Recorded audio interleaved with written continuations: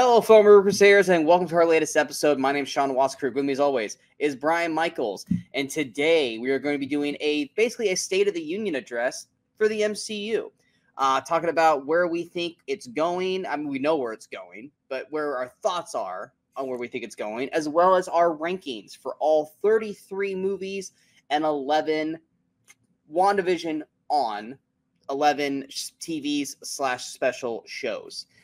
So yes, we are not going to be talking about, as much as I love it, we're not going to be talking about the Netflix TV series with Daredevil, Jessica Jones, Luke Cage, and Iron Fist, or even Agents of S.H.I.E.L.D. or Agent Carter. Those are not going to be a part of this. We're basically going from WandaVision on, and like Brian mentioned to me earlier, we are also not doing X-Men 97 because that's technically not a part of the MCU. We're also not going to be talking about Logan or any of the other X-Men films prior to that. Deadpool and Wolverine is technically a Phase 5 movie. So that is kind of the start of it all, which obviously that comes out in July, right? July. 24th, 25th, yeah. Yeah, so we are doing this all right now in anticipation for Deadpool and Wolverine. So we hope you guys stay with us and let us know what you guys' rankings are for the MCU and what do you love, dislike, same thing with the shows, because that's what we're here to do, as well as talk about what we think of the MCU in where it's at right now compared to, I like to say, it's almost like, I feel it's almost like this way, and maybe you feel the same way, is, you know, like with like biblical, it's like BC and then AC, like before Christ, after Christ. I feel like it's before Endgame and after Endgame, because the MCU has drastically changed, and Endgame was kind of the stop point, and it's like pretty much before and the after. So it's almost like BEG and AEG in a way. But Brian, take it away. Yeah, you said it real well on the last part. We'll talk about that later as we get more into kind of where they're going and where we think they should be going. But MCU, started out as this, awesome franchise essentially, and it really kind of hit the skids after Endgame, and things have been real hit and miss since then. So yeah, I wanted to come here and kind of discuss, the state of it now, where they're going, where we think they should go. And but we're going to start off with our opinions on the past, the first 33 movies of the MCU. Now we're going to rank all these, which are individual rankings, which I think will be mostly similar, but it'll be curious to see. We were initially going to go, are we going to rank these by the phases? Are we going to like rank the first 5-6 movies based off phase? Are we going to rank the phases? And we're like, no, that's just going to get too muddled, especially once you start to get to phase 3 where there's like 15 movies. So I was like, let's just do it 1 through 33 all the way through. Now, I will say this. I know my Letterboxd has an MCU ranking with the movies and the TV shows interjected in, and that's based off of star ratings. I decided to change it up this time to do it kind of more of the Brian Michaels approach, which is based off of, yes, whether it's a good movie in general as well, but in terms of entertainment value. And when I was going through this, and actually ended up doing it kind of a weird, because I was like, I don't know how I want to do this. I actually went to a website where it kind of pulls up the 2 images of 2 movies and goes, which would you rather watch? Is that Flickchart? What's that? The Flickchart? Is that what you used? Yeah, it's like this or that or whatever. Okay. Now, granted, it didn't have like the last like 10 MCU films on there. I think it was like pretty much everything before No Way Home. So it was pretty much up to that point. Or I didn't even have Eternals on it. But I figured to do that just to kind of see. And I was kind of sitting there and I was looking at both of these movies that they would throw up. And I was like, which would I rather watch? And also, what do I remember? Like, what are the highlights of each one of these movies? Because there's some movies where it's like, I can think of the entire film in a blink of an eye. I'm like, oh man, that was amazing. And then there's others where it's like, I can think of maybe like 1 or 2 scenes that are standout. And then the rest of it's just kind of, it is what it is. And there's some movies where it's like, I can't think of a single fucking scene of this movie that I actually purposely enjoyed. And that's kind of where I started to go with these rankings. It's like, where is my entertainment value of memorable moments, memorable scenes, things that I loved and cared about for these films? Because like we've said in previous films, even the lowest of the low of the MCU is still better than about a good 65% of the movies that are out there. So even as we're talking mad shit about probably the lowest rated one, it is still a good movie. It's just not compared to the rest. It's a decent movie. Let's go decent. Okay. But that's how I did my rankings. So my rankings are going to be, I told Brian this, I go, my top probably 11 are probably the same top 11 that I probably have in my Letterboxd, but everything after that everything. I'm going through this. I'm like, oh my god, like this thing was super low on my letterbox, but it has jumped up considerably on my entertainment value. Yeah, I considered doing this as one of those like tier rankings that is all the trend now, because it's like Yeah. I personally have like, you know, my top bunch who are always gonna be my top bunch, the bottom ones who I know are my bottom ones, and everything in between just is constantly moving. So I don't know where to go with this stuff. So like Sean, I'm basing it based on my kind of entertainment, how much I enjoy these movies.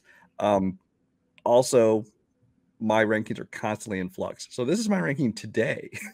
Yeah. After tomorrow, after a week from this, now, these could all change. I'm pretty sure we did one of these shows, I think after Endgame. And I would love to go back and see where our rankings were then compared to now. Because I remember there's one movie that you and I are carrying the fucking torch on an island of two for. And then we both kind of are in agreement about a movie that everyone fucking loves, that we're both just kind of like, it's fine. And so I know if you guys have followed the channel, you guys probably already know which two of those movies are. And they're going to come up, obviously, because we're talking about all 33 of these films. And then it's either going to piss you off or you're going to go, fucking A. Kind of like that guy in Clerks 2 when he's hearing the argument between Empire Strikes Back and Lord of the Rings, where they're going, fucking A, dude. Yeah, that's what we're hoping to get here out of this. Obviously, if you guys disagree with us, let us know in the chat. Don't call us fucking assholes or idiots, but just let us know what your opinions are. What if you guys think Black Panther is the best MCU film of all time, which it's not, but you guys might think so. Don't just go, you guys are wrong, Black Panther's better. Explain. Why do you think Black Panther's better? Like, we have our opinions, you have yours. Instead of just saying, hey, your list sucks, mine's better, give us your reasons like we're doing right now. I would love to hear them. But let's go ahead and get this thing started off. Yeah, so we're going to do, there's 33 movies so far in the MCU. We're going to go like 5 at a time. We'll go back and forth, Sean and me, and then until we get to the top 10, and then we'll start going back and forth one at a time. Now, are we going to do this how we normally do our top ones, where if, like, let's say my 33 is your 26? You know what? No, go ahead when you read it. Go ahead and give. You know, we're not going to give full reviews of these movies, or this video will be 5 hours long. Just, you know, give a sentence or two why you put it in that spot.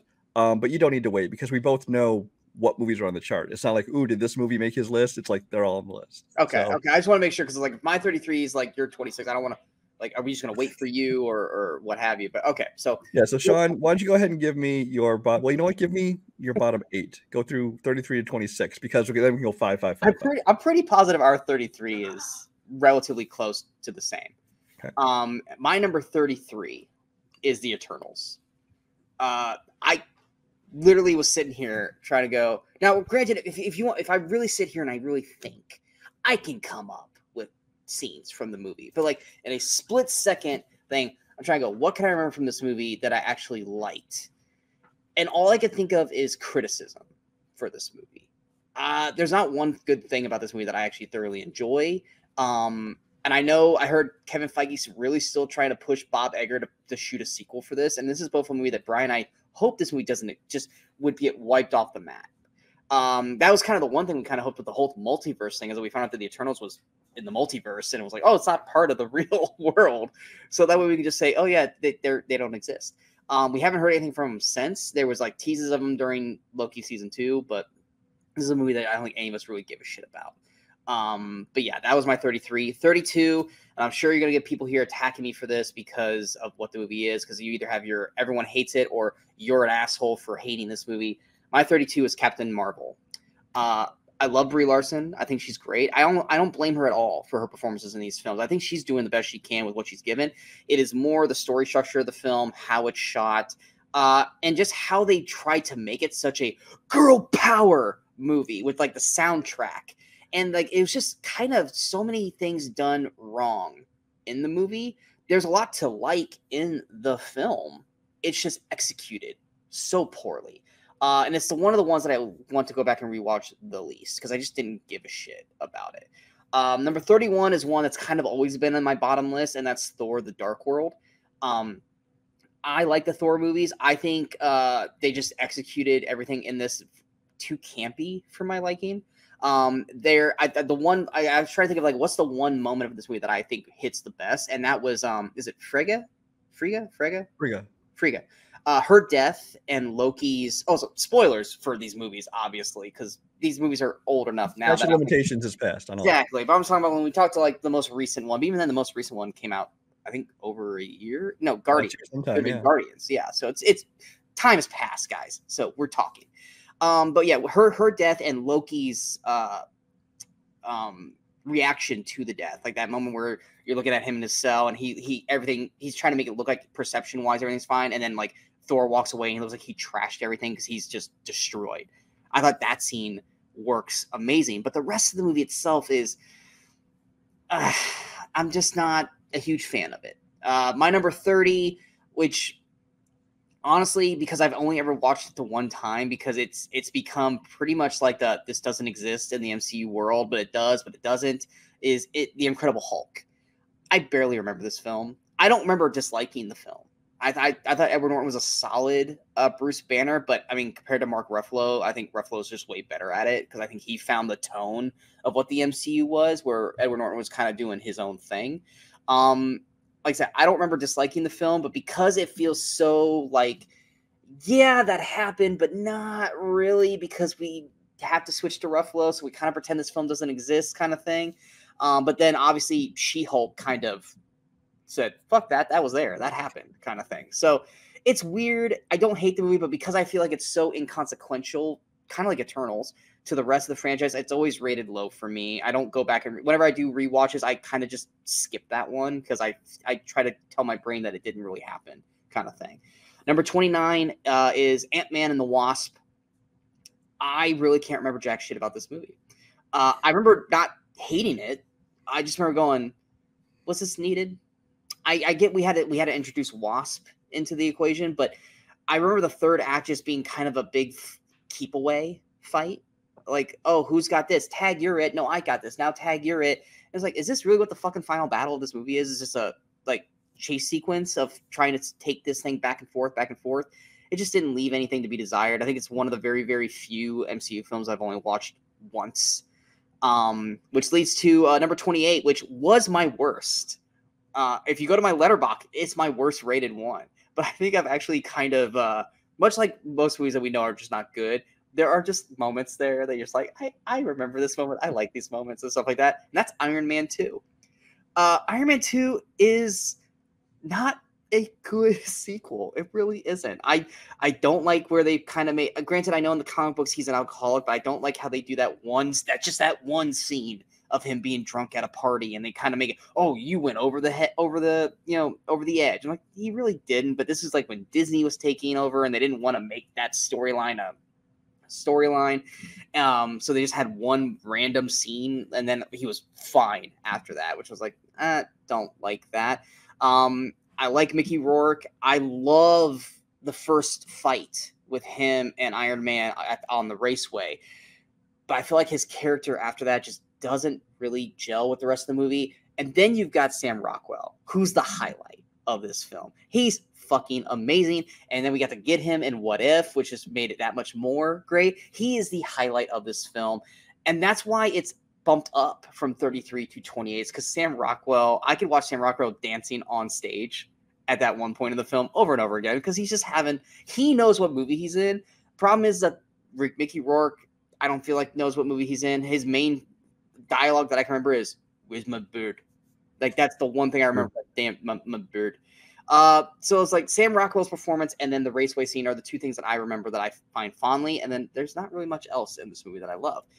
Number 27 is probably one of the more recent ones, and that's The Marvels. I know Brian does not like Miss Marvel. I fully expected to be at the near bottom of his TV list. But I thought, oh God, I'm blanking on the actress's name, but Miss Marvel, I thought she was the highlight of this movie. I thought she was great. Now, granted, if we hadn't already seen Miss Marvel, we probably would have found her annoying in this, because we were like, oh, wow, you're really like intense as like a fangirl. But we had six or eight episodes of her already, so we kind of knew what we were going to get with her. But she was the shining moment of this movie. She brought life to this film. But once again, like most MCU films, the villain sucks. It's fun I had fun watching the movie. I think the first fight sequence where they're all being transferred in and out of different locations and they're interconnecting or however the hell word you want to use for it. I thought that was actually probably one of the best shot MCU scenes in recent memory. I thought that was incredibly well done. It's just the rest of the story is not really quite there. They try to force Miss Marvel's family into the story, like, hey, let's throw them up in space with Nick Fury, and the whole Flurgan thing felt very much like they were trying to be Guardians of the Galaxy, when they really just didn't have to be that. I feel like this whole movie was like, we need a tone that's like Guardians. Well, you know what? You have 3 characters who are not the Guardians of the Galaxy. You got Miss Marvel, who's totally that, but Captain Marvel is not that. Which, once again, Brie Larson's fine in the film, but her tone is all over the place throughout the movie, and I feel like that's because of a script decision. And then Rambo, she's just kind of there.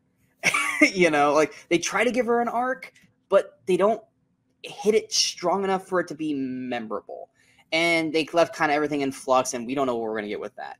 And then lastly, number 26 is the first Thor film. It's fine.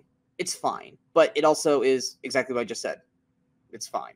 It's not necessarily memorable. It's a good jumping off point for the film. We got to see Hemsworth as Thor, which the fucking eyebrows in that movie drive me insane. It's like, hey, let's blonde his eyebrows, and then in the next movie they're all normal hair color brown. So that irritates the fuck out of me every time I watch Thor. Good introduction for Natalie Portman's character. Good introduction to Loki.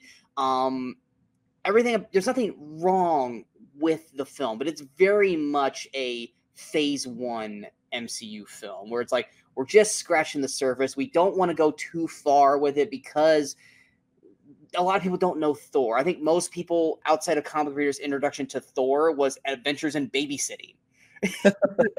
So we're like, let's baby steps into what Thor is, which I think did a good job. But then, of course, Thor: The Dark World kind of killed it. But then Avengers helped raise Thor to where he needed to be. But like I said, the movie itself is just okay. But that's my 26 through 33. All right. I have 5 of the same movies in my bottom tier. I figured a lot of our stuff was going to be relatively close. 33, Eternals. Yeah. It's the only MCU movie that I've seen only once. I actually take that back. I don't think I watched Quantumania again. But Eternals, watched only once.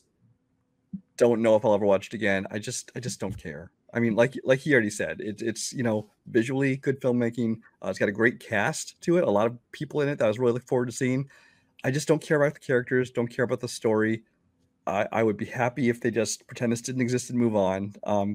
They're saying Galactus may or may not be a Celestial, so there might be a connection in that. But as far as there won't be any story intertwining. I just love that they still pretend that giant fucking thing frozen in the water is that's been there for how long, and there's not been a fucking single mention about that stuff. Do people just think it's like Banksy put up an art installation overnight or something? I don't know. Yeah. So yeah, I got nothing more to say about that movie. 32, not on your list so far. Ant-Man and the Wasp: Quantumania. It's really close to where it's at. Where yeah, it's gonna be in the next section. I'm just gonna say Ant-Man. You'll see on my list. Ant-Man, of all of the characters, his franchise is overall ranking the lowest on my list. I like Paul Rudd and I like the character of Ant-Man. Okay, but it's like compared to the other characters, I just don't care as much as for his anymore. And I think he's better as a part of like the Avengers than in his solo movies. None of them are bad movies, although this one gets close.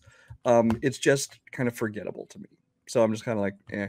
And of course we got the introduction of Kang. Well, the first major appearance of Kang, which I think they fumbled the ball on that, but we've discussed that ad nauseum. Ant-Man and the Wasp is my number 31. Like you said, just largely forgettable. Don't care about it. You've already discussed that. Moving on. 30. There's some of these I'm not going to say a lot about because you've already talked about. My 30 is Captain Marvel. I was a little more forgiving when I first watched this movie, but now I don't dislike it. But it is just kind of like when you compare it to the rest of the MCU, I don't like this movie nearly as much. I do think that Brie Larson, her finding her tone, she was a little too serious at times, and she once in a while tried to put a little joke in there, a little raise of the eyebrow or whatever, and I don't think that it completely worked. I did like the chemistry with her and Samuel L. Jackson as Nick Fury. I kind of thought that worked well. But again, overall, it's for me, besides just I don't think there's anything wrong with the filmmaking. I think it's more just the story and this character I just don't really care about. which brings me to number 29, which is The Marvels, which I actually like slightly better than Captain Marvel. And I think that's because there's a little bit more of the fun factor. It actually tries to be fun. It's a mess. The movie is a mess. The movie's a complete mess. And I think that sometimes they try too hard with the fun factor with the musical plan. And I'm a musical guy. You know that. I thought that was stupid as hell. With the thing with the Flurkins where they eat all the people to help transport them. Stupid as hell. I think that Teyonah Parris as Monica Rambeau, completely forgettable. Didn't need to be in the movie. I think they just like tried to add another character and give her an arc. And I think that she's kind of a nothing character. Iman Vellani as Ms. Marvel, I agree, is probably. You could have thrown me her name when I asked for it. You asked. I didn't want to interrupt you. Actually, well, I looked it up, and by the time I found it, you were like 2 sentences past. Because I couldn't remember the first name. I think she's the most fun part of this movie, and I like the character. I like this fangirl who like gets these powers and gets to kind of be there fighting alongside of her heroes. But the series, as we'll discuss later, I just didn't like the series at all. But I think her character in this movie worked as the best part of this movie. My number 28 is the original Ant-Man. So all three of them are down here. Now this is the best of the movies. I think it's the most fun. Like I said, I like Paul Rudd. I like Michael Pena in this one, especially, and his whole crew, actually. I really enjoyed that whole thing. It just ranks down here, again, just because of the character itself is not one that I really connect with, not one that I love. So it ranks low. But like you said, from this point on, honestly, kind of this is the point where from here on up, I don't consider these bad movies at all. These are all movies that just I had to rank them kind of thing. My number 27 is the original Thor. I have it as the lowest ranked of the Thor franchise. It was a great introduction to the characters. It was a great start, but it definitely kind of, you felt those early MCU growing pains. When you go back and look at it now, you're like, yeah, this one's not nearly as good as a lot of the stuff they made later on. The characters are great. I think they cast things great. There are things like Thor's eyebrows and even his hair, but largely his personality. I think that when Joss Whedon put him in the Avengers, I think he was able to kind of find that perfect tone for Thor, where he was this serious kind of guy, but he kind of just kind of figured out how Chris Hemsworth is as an actor and utilized that. Yeah, he used him, and they kind of found just the perfect niche for him. And then it kind of kept that kind of lighter tone, but not too light until Taika Waititi maybe took it too far in other directions. But this one, as far as the movie, I really like this one. The Frost Giants I thought were kind of mediocre villains, but again, you had to introduce these characters. But I do have this as my lowest of the Thor franchise. And my 26, you have not mentioned yet, is Doctor Strange and the Multiverse of Madness. This is a movie I kind of struggled over where to put it. This has been all over my list because I like Doctor Strange. I like the Scarlet Witch, who obviously plays a big part in this movie. What I didn't like is I think the fact that they tried to turn it into, let's give, something to the fanboys. Let's try and shove in cameos from these other. Well, first of all, we'll talk about later. I hate the whole multiverse concept, this whole saga they're doing. I think they need to abandon the multiverse because it's just become for things like fan service. Like, look, Patrick Stewart's Professor X again. Oh, look, now you can see John Krasinski as Reed Richards, and it's just the whole multiverse of it just really kind of kills it for me. Sam Raimi, I think, is a good director. I do think his Spider-Man movies are the worst of all the Spider-Man movies. I know I'm in the minority in that, but I'm okay with that. I think he was perfect for this as far as the tone when it starts getting into like the darkness of it, like the zombie Strange and just kind of the alternate reality kind of thing of it. But I didn't like when he got into kind of some of his typical Raimi goofiness. I think that went a little bit too far. But overall, was disappointed by that movie. So that's my through 26. That one's probably going to be the furthest away from each other. Is that one. I kind of figured that one's gonna have the furthest separation. Because that one's actually pretty high for me. So I was like, oh shit. But the things that you have problems with are the things I don't have problems with. So that's 1,000%. Really, honestly, you give me the same movie. Well, I guess you can't because in the title even. If you give me a Doctor Strange movie where he's battling against Wanda because of the things she's doing over her grief and things like that, I'm okay with that. You take out the rest of the multiverse stuff, where it's like I would like this movie a lot more. It'll be 21 to 25. Okay, so my 25. Once again, I've got 2 that you've already mentioned here in the next section. My number 25 is Ant-Man.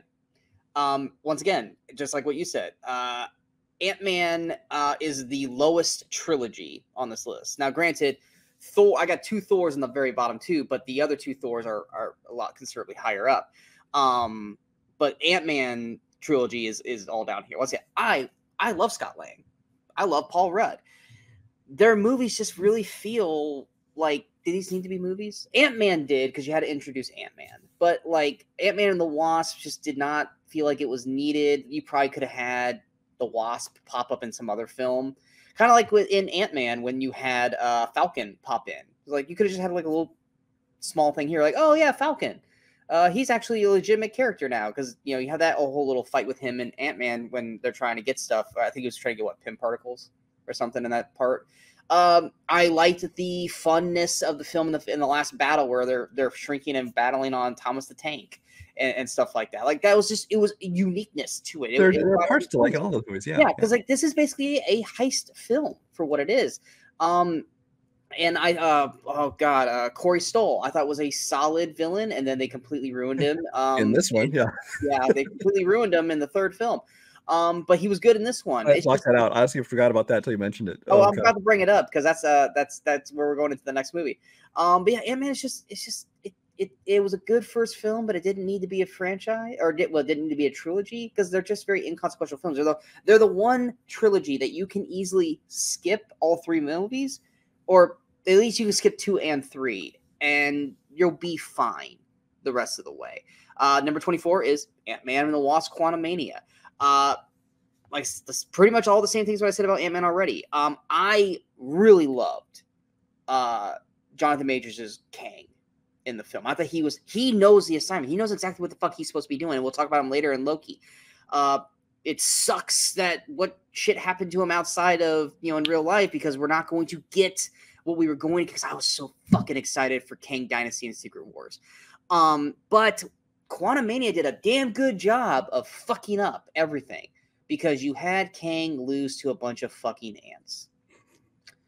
Kang's supposed to be bigger than Thanos. I don't think Thanos would have ever lost to ants or Ant-Man single-handedly. And that was the biggest problem with this movie, as well as them trying to just add some weird aliens to it. Once again, I feel like every movie tries to be a little like Guardians. And Guardians is a perfect kind of bubble. And every time they just keep trying to replicate that bubble in a lot of other movies that I feel like they feel like, hey, we need a little more zing or fun to this movie. Let's be like Guardians. They did it with the Marvels. They did it with this. It does not work because, A, you don't have James Gunn doing the writing for it, and you don't have that cast. You're trying to force a Guardians chemistry into these films, and it just doesn't work. It doesn't. DC ruined the Suicide Squad because they tried to copy Guardians. Yeah. Exactly, but then they did it in the other one, and it worked. Why? Because James Gunn was doing it. Gunn was there, so he knows what to do. But yeah, Ant-Man, the whole Ant-Man trilogy just doesn't necessarily work for me. Number 23 is Black Widow. I think it's solid. I kind of feel bad for it in a way, because I feel like we put our expectations on it a little too high, because it was the first MCU film back from the pandemic, and I think we were all just really excited to see an MCU movie again. It's not that kind of film. It really isn't. It's fine for what it is. I feel like Scarlett Johansson deserved a better movie than what we got. I would not be mad. Granted, we can't because she's dead, but I would not be mad if they decided to make more adventures of her with her family, because I liked her family. We got to see Florence Pugh again in other iterations that we'll talk about. I loved Rachel Weisz, David Harbour. David Harbour, thank you. I loved Rachel Weisz in this, but I loved the David Harbour. Was it Red? Is it Red? Red Guardian, I believe. Red Guardian. I want to say Red Falcon. I was like, that's not right. I actually really enjoyed Red Guardian, and I can't wait to see what he does with Thunderbolts on it. It's just I felt like they fumbled the last act. I feel like the last act could have been better, but it's fine. But once again, I have not seen this movie more than once because it's just kind of like with Captain Marvel. It's It's a movie that is supposed to be like in phase 3, but it came out in phase 4. So you almost have to, if you're going to do a rewatch, you pretty much have to watch it at it's supposed to take place like, was it like after Civil War, but you can't watch it because it gives away, if you watch it right then it gives away that Wanda's dead. And so it's like you have to watch it out of order.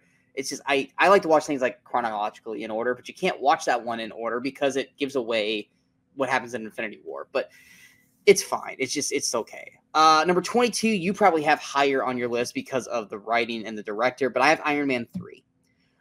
This was lower on my list in terms of ratings, but it's a lot higher now because I just really enjoy, like I said, the writing of this film. I think also by what they've done recently, I think has softened what people hated about this movie so much at the beginning, which was the whole Mandarin twist. I think Shang-Chi really fucking helped with that. I think it's still a switch, or what the fuck's the word? Yeah. Well, no. I'm talking about what they did in Iron Man. It was a bait and switch, by trying to, you built up, that or Trevor Slattery or yeah, the Trevor Slattery. Mandarin, he was so good at it. Like, you're like, okay, like he's doing a great job as this, and then they're like, oh, I'm just this British drunk guy, and oh, it's this other dude who's the Mandarin. It's like, he could have just been just a regular villain. You didn't have to switch the whole Mandarin thing. But once again, Shang-Chi fixed that, and then even I think what they did, those one shots, I think also helped with that. So what made everyone so pissed about Iron Man 3, I think, is not something to be pissed about anymore. You can still not like it, but it's not as bad as it was when it initially came out. No, I think if that one shot, obviously a much more condensed version of it, if that had been like the post-credit sequence on Iron Man 3, I think people would have been much more forgiving. Yeah. Because it would have been like, he's not the real Mandarin, but that was our intention, as opposed to when it coming out as a one shot. It may or may not have been their intention originally, but it feels like now it's like, oh, well, we're trying to make up for it by backing off. Exactly. And like I said, Shang-Chi ended up fixing all of that. So yeah. I mean, it's a poor decision made in a film that literally you can still be pissed about it, or you can just say, it's just what they ended up doing. But hey, it gets fixed eventually. Robert Downey Jr. is fantastic in this film. He's got the PTSD from Avengers.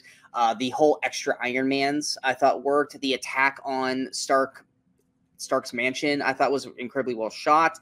Wasn't really great about the whole Gwyneth Paltrow aspect of the story, but it is what it is. And of course, fuck Rebecca Hall. I mean, she's actually not that bad in this movie. Like if I gotta give her praise, Rebecca Hall. My hatred for Rebecca Hall knows no bounds, but she's actually not bad in this one, and they at least dispatch her relatively quickly. And I actually love the relationship between him and the kid in the movie, and I love that they called him back in Endgame. Like, that's such like a little minute detail. I'm like, I can't remember the kid's name, but you know what? I'm fucking glad that I see him here at Endgame. But yeah, Iron Man 3 is my number 22, and then my number 21. It's a really good film, but it's not one that I like to go back and rewatch because it's just not that fun or exciting for me. And that's Doctor Strange. I think Benedict Cumberbatch is a great Doctor Strange. I liked all the performances in it. It's just it is what it is. It's really well shot. The action is good. I think that the whole Dormammu thing was kind of I hated kind of how the movie ended, because yes, the Dormammu I would really like to bargain. I thought was a good funny joke, but for that to be the crux of how the movie ends, that's always going to be kind of a thing with MCU films. It's like sometimes they just fumble the third act. And I felt like Doctor Strange kind of did that. I thought it had a great build. Like, I loved how like they had like almost like the Inception, like moving the worlds around fight sequences, and then we ended up getting Dormammu. I'd like to bargain as the end point, and that just didn't really work for me. Plus, it just took way too long for us to get an actual sequel, to the point where it's like, oh wait, who's the bad guys? Wait, what about was it Mordo? Yeah, Mordo. Mordo. It's like, oh wait, wasn't he supposed to be the kind of the start of the sequel, like the main villain? And then it's like, oh, we'll just throw him into Doctor Strange in the Multiverse of Madness, but he's not important. It's like, no, you were building something. And now it's like, even now, it hasn't even been that long, but it's like, whenever the hell we get a third Doctor Strange film, which doesn't seem like anywhere in the near future, it's like, okay, you just take too much time between these movies. But yeah, it's my number 21. All right. My next two you've already talked about were in your bottom section. The Incredible Hulk. That is my number 25. You know what? I rewatch this every once in a while, and I enjoy it. It's a good Marvel movie, but like you said, it kind of almost doesn't feel like MCU. Obviously, there are connections to it story wise. I know in Thunderbolts, I believe Betty Ross is actually going to show up, Liv Tyler. Um, so I believe they confirmed that she was in the cast. Probably a bit part though. So and the leader, Tim Blake Nelson, is also going to be in that movie. Yeah. So it clearly is part of the MCU, but it does kind of feel like it's a little bit outside. But I do enjoy it for what it is. So I made my 25. 24 is where I have Thor: The Dark World. Again, fairly low on my list, just not quite as low as yours. Because I think by this point, the character of Thor, like you said, had found his niche, and so I think that his character worked better, and that carried a lot of this. I did like seeing Natalie Portman get a lot more to do in this movie. I could have done with a whole lot less of Kat Dennings and Stellan Skarsgård running around in that movie. The villain, forgettable, he's kind of inconsequential and things, but you know what? I enjoyed quite a bit of this movie. So and I love that actor. They just utilized him poorly. Yeah. My 23. You're wrong, Sean. This is going to be the one with the most disparate positions on our list. My number 23 is Guardians of the Galaxy Volume 3. I'm literally gonna try to count it right now. Where was Doctor Strange for you? Multiverse? Multiverse is 26. Okay. So Guardians Volume 3, I take back my earlier statement. I have not watched this movie more than one time. I probably will watch this one eventually. Guardians is Guardians, so I'll always love them to a certain extent. This movie, though, while there are some very fun parts to it, it's another one of those where I just didn't care about where they went with the story. I didn't care at all about the High Evolutionary. I didn't like him and the whole story where he was going. I didn't care about Rocket's whole backstory, and I know it's supposed to be this deep emotional thing, and you can call me heartless if you want. I didn't really need to see this whole backstory on Rocket, especially to take up half of an entire movie, essentially telling his backstory. Yes, there was sweet moments with that, but I don't need that to be the focus of the film. I didn't like where they took Groot. They've kind of taken Groot as an interesting character to now just it looks like a dude in a rubber suit running around. But I liked Nebula. I've loved her arc. Peter Quill, obviously, I like him. I loved seeing at the end him get to reunite with his grandfather and things like that. So there are definitely things about this movie I liked, but it is my least favorite of the Guardians films, just personally. Number 22 is Guardians of the Galaxy Volume 2. This is another one that's kind of been all over my list. It's never going to be top tier. It's never going to be bottom tier. It's going to be somewhere in the middle. Because I love the characters. We get to see more of them, we get to see the relationships grow, things like that. Kurt Russell, I love, and I kind of like the idea of the concept of ego. Something about the movie just didn't quite work for me. And also I felt like some of the humor and a lot of the music felt forced in this one. I think that in the first one, James Gunn kind of found the perfect balance of things like this. In this one, it felt like he was like the first movie, I have to shove a song in here, whether it fits or not. And I have to shove a joke in here, whether it fits or not. And I just think that he didn't have quite the focus as he had in the first film. The soundtrack thing I 100% agree on. I feel like he knocked it out of the park and became such a focal point in the first movie that he was forced into Volume 2 and Volume 3 to have to fucking it didn't feel as natural. It felt forced. Because Volume 3 is the same way. The soundtrack doesn't. Oh, I agree. At all. And my number 21 is actually Captain America: The First Avenger. Again, not by any means a bad movie, and a great introduction to the character and learning who his character is. It's just that a lot of that first phase of the MCU, he had to introduce these characters where the movies weren't quite as polished. The Red Skull and the whole World War II and fighting against the Nazis kind of thing. It's an interesting story. Like, I enjoy it. It's just compared to the rest of the MCU, I was not nearly as invested in this kind of thing. Although a great introduction to the character. All right, so that's mine. I guess I won't hear your answer yet. We'll wait till you get to Guardians. I'm going to tell you this. Volume 3 and Multiverse are the exact same length, separated. Oh, interesting. Because I'm counting like, that one's them. That one's them. Oh, wow, that's exactly. But so far, you have taken 3 of my top 10 movies in your bottoms. Your top 10. Oh, Three of my top 10 are in your Wow. bottoms. So I'll say you don't have any of my top 10s in there yet. Okay, go ahead. but anyway, so 15 to interesting. 20. Interesting. I was not prepared for 3 of my top 10 to be this low for you. All right, so my number 16 through 20. My number 20, which I'm sure this group here is what I'm going to call, this is where I lose everybody. Because this group, this 5 here, most people have in their fucking top 10, top 5.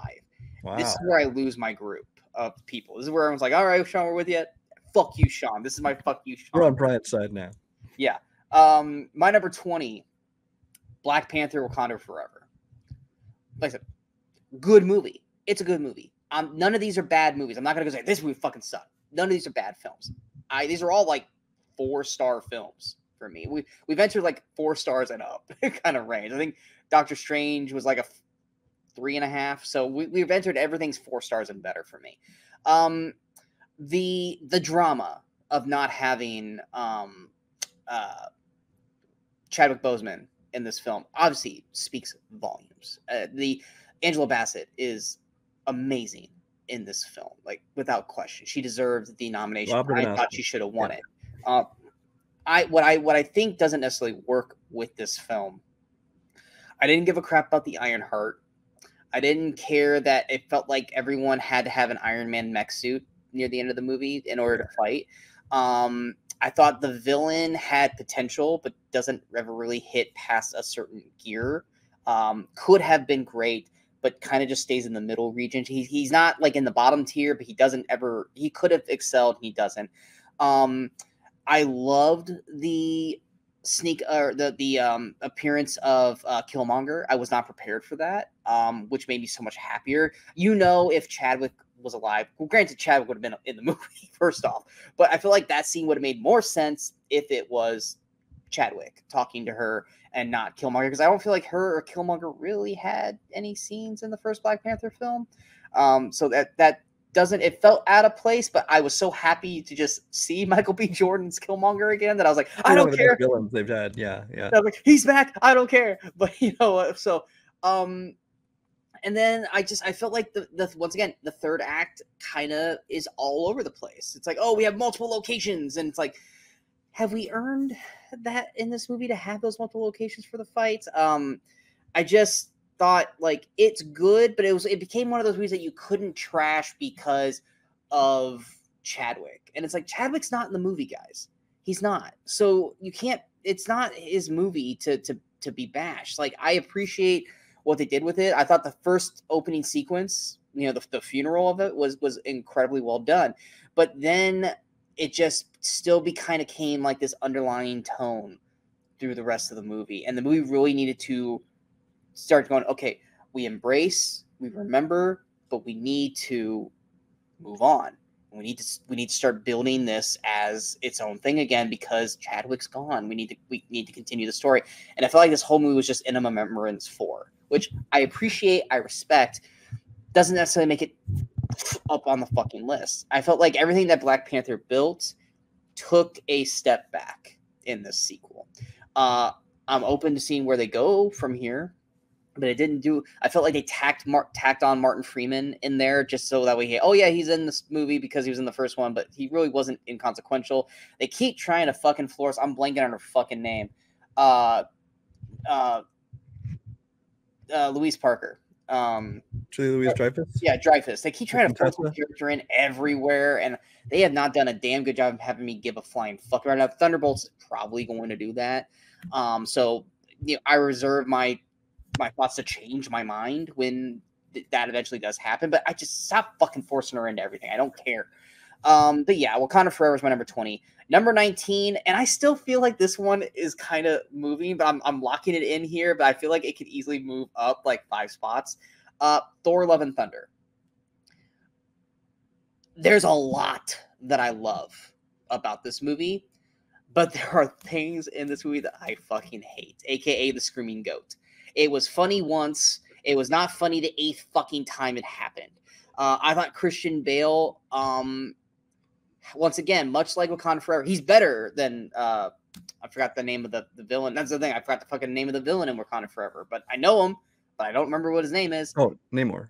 I almost said Nemo, and I was like, well, that's definitely not right. He's better than Namor, but once again, I just was expecting him to hit another. It's Bale. It's Christian fucking Bale. I expected another gear shift, and he never got to that point. Aesthetically, this movie looks fucking amazing. That whole black and white fight sequence I thought was great. I actually enjoyed how they introduced his character in the film. But I felt like at the end of the movie, it just didn't hit as hard as I wanted it to. The whole Zeus storyline did not work for me. When they go to, was it Mount Olympus, or is that, it's not Mount Olympus? Is it Mount Olympus? I think so. Okay. That whole storyline I just thought didn't work as well. For me, I love Natalie Portman being a badass Thor. I thought that was great. I thought that whole storyline worked incredibly well. Once again, you have someone like Valkyrie, and you, once again, underutilize her. She did such a good job of building her character up in Thor Ragnarok. They didn't utilize her in the best way here in Thor Love and Thunder. I also didn't love that they attached the fucking kid to Thor at the end of the movie, because when we do get a potential 5th Thor film, you're gonna have her be a part of it, and I don't care about Thor trying to be a dad. That is not a story that I want to see happen. So like I said, there are things I loved about this, but there's a lot of things I didn't like about it. Number 18, and this is where I'm going to lose everybody, because if Wakanda Forever didn't lose you, the last 3 fucking will. Number 18 is Iron Man. It was great. It's great. It's a great film. It's a great film. But once again, it's an MCU Phase 1 movie. I got to count spots here now. Hang on. Go ahead. It's an introductory film. Robert Downey Jr. is fantastic in the movie. But once again, this was Marvel crawling before they could run and trying to learn to walk. All the things that we have attacked for MCU movies all started here in Iron Man. The lack of a good villain, the lack of a good third act final battle, CG fighting the movie in the third act. All these things happen in Iron Man. Iron Man set the tone for all these issues that we have in movies that we brutally attack in all these other films. Fucking Iron Man started it, guys. But we love Robert Downey Jr. so fucking much that we pretend that these things didn't fucking happen. That the final battle wasn't just him fighting Jobadiah in Iron Man suits on a fucking highway or an interstate. Like, no, that was the fucking final battle, guys. Like, that wasn't like his whole, like, I felt like the movie peaked when he had like the whole like attacking the village and then, you know, fighting the aircraft carrier. Like, that was the movie at its point. And then once we got to, you know, Jedi's favorite, you know, Stark built us in a cave with a bunch of scraps. That's when the movie was like at its best, and then it kind of just trailed off from there. It's still an iconic film. It's a stepping stone for the MCU, and it put everything off into the right foot. But let's not pretend that the fucking last act of this film didn't just kind of just fall flat for me. And that's why it's at number 18. Number 17, and here's where I get the other big fuck you from everybody. Not from Brian, but from everybody else. Black Panther. It's good. It's incredibly well done. It's Lion King live action MCU. It fucking is. And if you're telling me it's not, you're a fucking liar. This is the Lion King. 100%. Boseman's great. Fucking Michael B. Jordan and Andy Serkis are 2 phenomenal villains that they both killed off. Dumbest fucking decisions you guys could do in the MCU was killing off both Andy Serkis and Michael B. Jordan in these films. But once again, third act battle, we have 2 really bad CGI Black Panthers fighting each other on a train railway. It doesn't look good. And at this point maybe the worst CGI fight in the MCU. Exactly. Yeah. There are times where this movie came out, which was what, 2017, 18? First Black Panther was 2018. Yeah.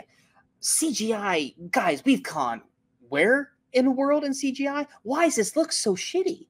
This was PlayStation 2 graphics in an MCU film. And then next year you had Infinity War?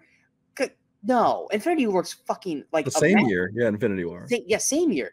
And why does it look so bad? It does. But it's good though. Black Panther's great. It's a great movie. But compared to everything else that I have, it's one of the ones I don't go back and rewatch. I go back to rewatch Michael B. Jordan's performance, Auntie, which he's fucking amazing. He's one of the best villains in the MCU, which is why I was so pissed off when they killed him. Even though his death is great, he has a great death. I'm still mad that he died, and I'm mad the way they killed Andy Serkis because he was a great character. They could have just been like one of those guys that just pops in every movie. He's just this little annoying foil there. He's not gonna lead a fucking movie, but like Captain, like Hammer as Sam Rockwell. He's one who could just be there to be this annoying fucking thing, but he's not gonna overtake the movie. But you're happy when you see him. Yeah, Black Panther is number 17 for me, and number 16, which is higher than it was previously. Brian knows my annoyance with this film, and this is where I'm going to get a big fuck you from everybody else. Thor Ragnarok. I've ad nauseum I've talked about this movie. This movie is a really, really good movie, but its tone is the number one problem with this film. This film, and I love Taika Waititi. I do. So this is not me attacking Taika. This movie makes a joke out of every serious fucking moment of this film. This is a serious fucking movie. It should be taken as a serious fucking movie. Now, granted, when they're on whatever the Gladiator planet, I'm blanking on the name right now. Scar? Says Scar or whatever. Yes, you can have fun with that because that's fun. That's a fun movie. But I felt like Taika didn't want to make a Thor movie. Taika wanted to make a Planet Hulk movie, but he had to make a Thor film in it. We've seen movies like that where a director, Batman BVS, they wanted to make a Batman movie, but were forced to make a Superman sequel. And they didn't really care about the Superman side of things. I felt like that's what they felt like with Thor, because there's so many serious things that happen to Thor in this film, like him losing his friends. But what do? They have Karl Urban there to make a joke right after she kills all of his friends. Fucking Asgard gets destroyed. That's Thor's fucking home. There are people on that ship that are losing their lives and family and air and their homes and everything. And what do we got? We got Korg here going, maybe we could rebuild. It could be a thing. Oh no, it's just a rock now. It's like, no, that is not a comedy moment. Stop fucking trying to make it funny. That's a serious fucking moment. But when the humor is in the right moment, it's fucking great. We shit on Korg a lot, but Korg does have some great fucking moments in this movie. He just needed a lot less of them. Exactly. I love that moment where Loki is talking to Thor when Thor's captured and he disappears and Korg goes and piss off Ghost and kicks the fucking wall. That's a great fucking Korg moment. Loki is at his absolute before the TV series. Loki's at his absolute best here. Him and Chris Hemsworth are fucking amazing. The story about what Loki did to Thor when Thor was a kid with the snake is one of the highlights of the MCU for me. I love that moment where he goes, "You know I like snakes." And I picked up the snake and he's like, "Oh, it's me!" And he stabbed me. I fucking love that moment so goddamn much. And then you look over at Loki and Loki's like, "Yeah, I did that." Like, I love that so goddamn much. Mark Ruffalo is great as Hulk. Valkyrie is great in the film. It looks fucking amazing. There's nothing wrong with how it looks. Ragnarok, the music for this movie works. Karl Urban does not work in this film, and I love Karl Urban. And it's not because of him, it's because of the dialogue and where they chose to put him in the movie. Hela is great in this fucking movie. But once again, you just take the fucking tone and you threw it out the goddamn window. And because of that, that's why this movie's so low for me. It's because I get more annoyed watching this than love it. And I want to love this movie, but I get annoyed so goddamn much watching it. That is my fuck you, Sean, 16 through 20. Because like I said, every one of these, except for maybe Thor Love and Thunder, they hate me because they probably have Thor Love and Thunder lower, where you and I actually like the movie. And then all the other ones are probably like a top 10 for everybody. Yeah, I don't think any of mine are going to be in the fuck you category, but we'll see. Again, like you, from here on out, actually starting with my last movie, Captain America: First Avenger, I'm already in 4 stars and up territory. So keep that in mind when I criticize some of these movies. My number 20 is Black Widow, which you mentioned. This is a movie that I think that my enjoyment of this movie lays completely on the relationship with Natasha and Florence Pugh's character. Yeah, Florence Pugh's character, as well as that whole family. Again, David Harbour and Rachel Weisz. I love that whole family dynamic. I love everything they had going on. The story of the history of the Black Widows, and then the whole villain. Again, another case of forgettable villains. But the family dynamic is what carries this movie as high as it did for me. So that's a 20. 19 is where I have Iron Man 2. Iron Man 2, I think that I've grown to like a little bit more as time has gone on, because you probably used to rate lower. Actually, technically, I think this is the one that still has 3.5 stars on my list, but I do have it ranked above a couple 4-star movies. I think that's just because of my enjoyment of the Tony Stark and Iron Man character. I think Mickey Rourke could have made a good Whiplash. Apparently it was his insistence to add the bird, things like that were stupid. But Justin Hammer is great in it. It's Don Cheadle's first appearance as Rhodey. I think that he did a good job kind of taking over that role.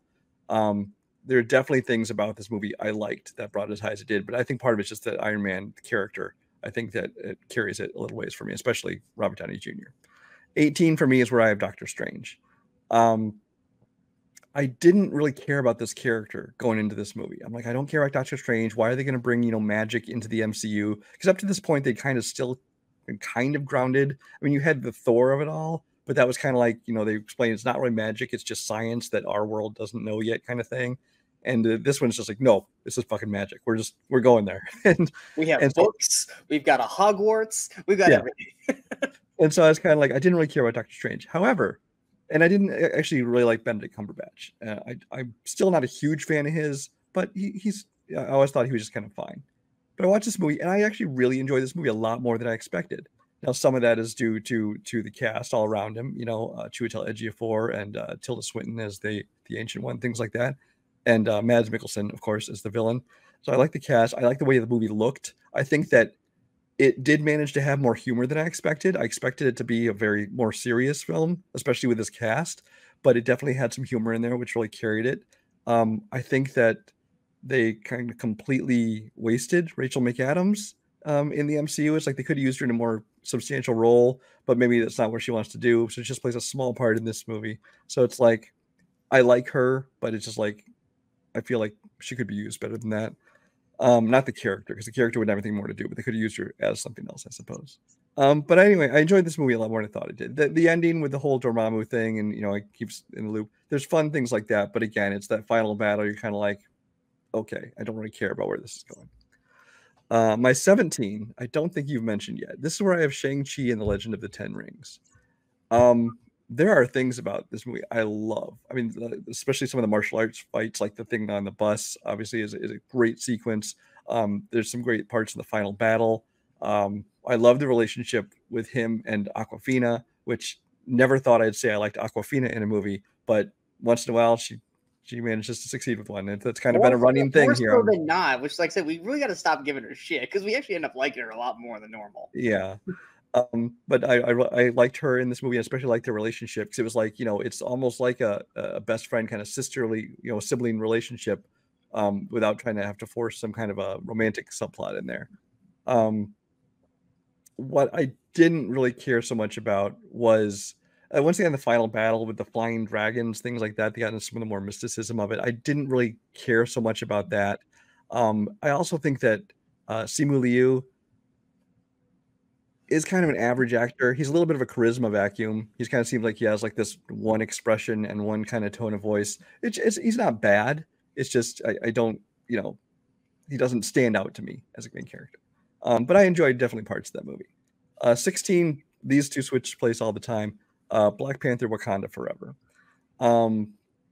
I don't like where the story went. I definitely didn't want her to become the new Black Panther. If anybody, no one wanted her to be the Black Panther.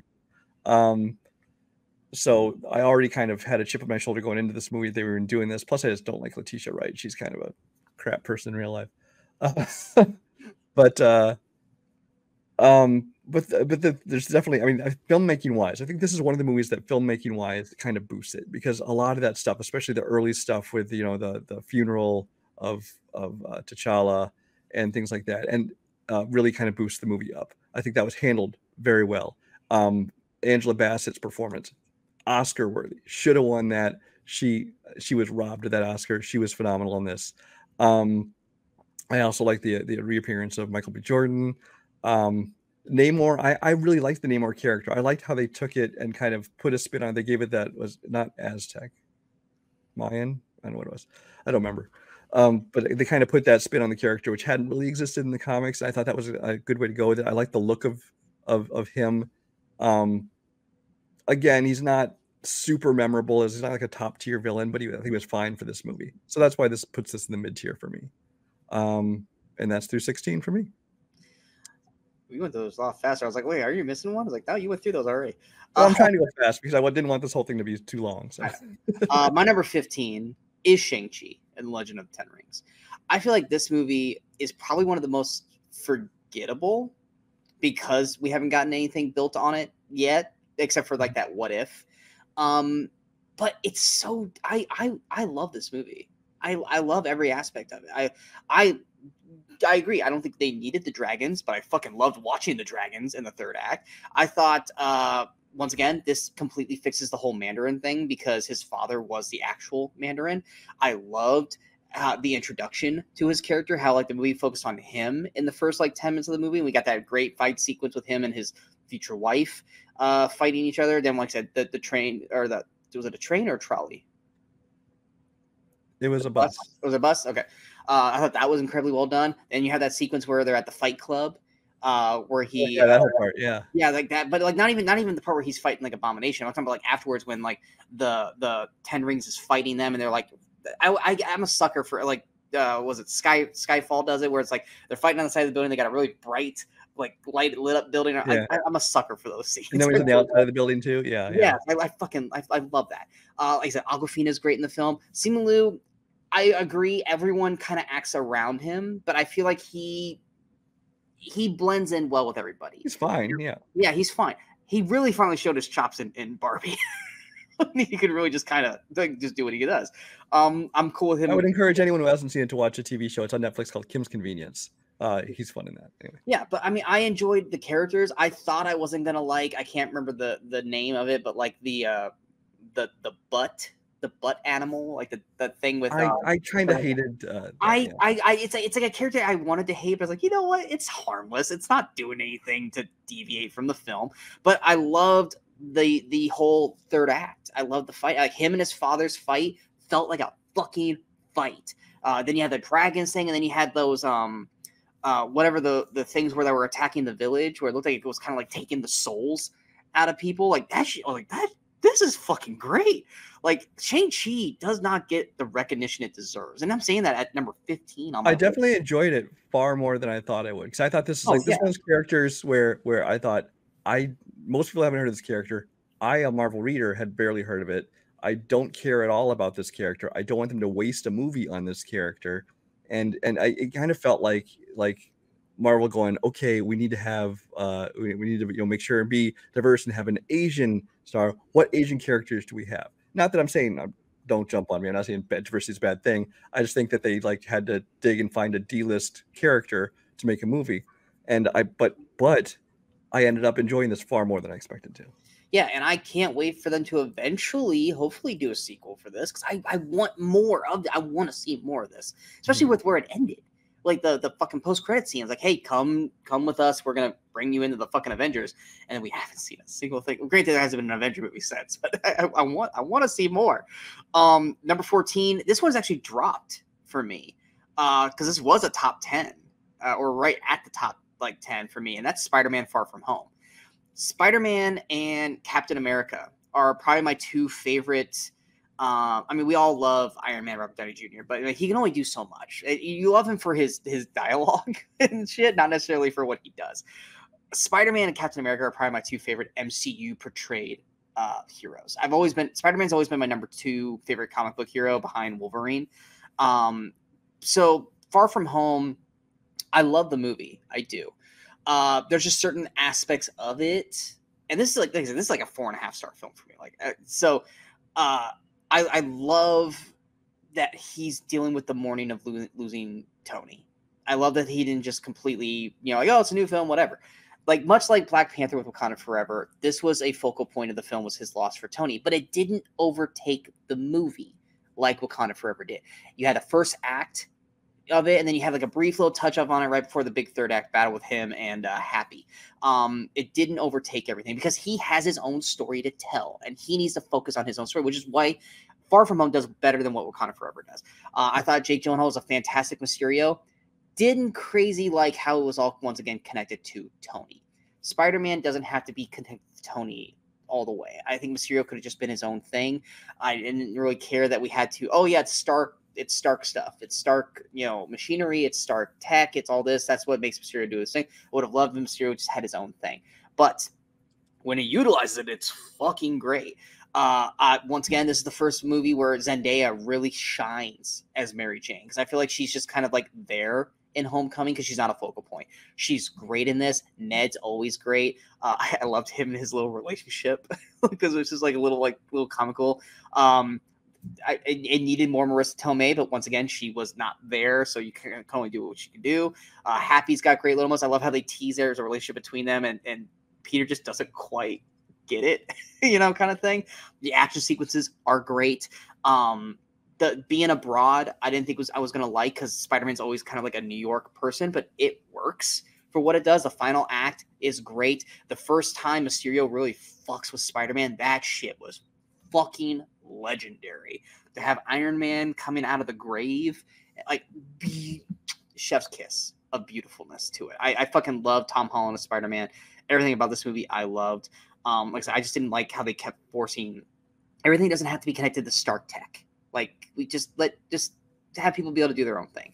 And the whole sunglasses thing, I feel like it was a necessary ploy. But the way it ends, the whole reveal at the end of, hey, this is fucking what the cuts.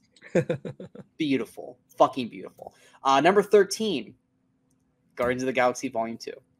I know the movie's not perfect, but I fucking love these people so goddamn much. You're starting to get into, like I said, the movies that I fucking adore, which is the Guardians, Spider-Man, and Captain America.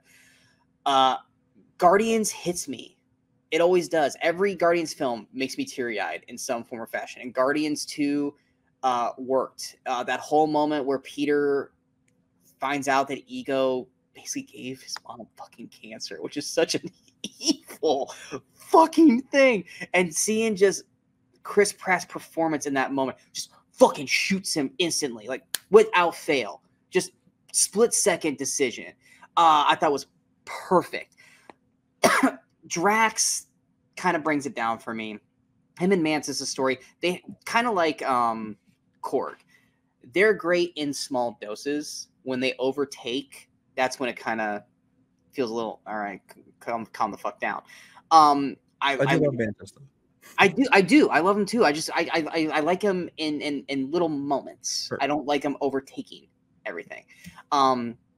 Visually, it looks great. I was not expecting to get teary-eyed and cried for oh my god, Michael Rooker. Yondu. I wasn't prepared. Mary Poppins, y'all. Oh, Mary Poppins, y'all. I wasn't prepared to cry for his death or anything like that.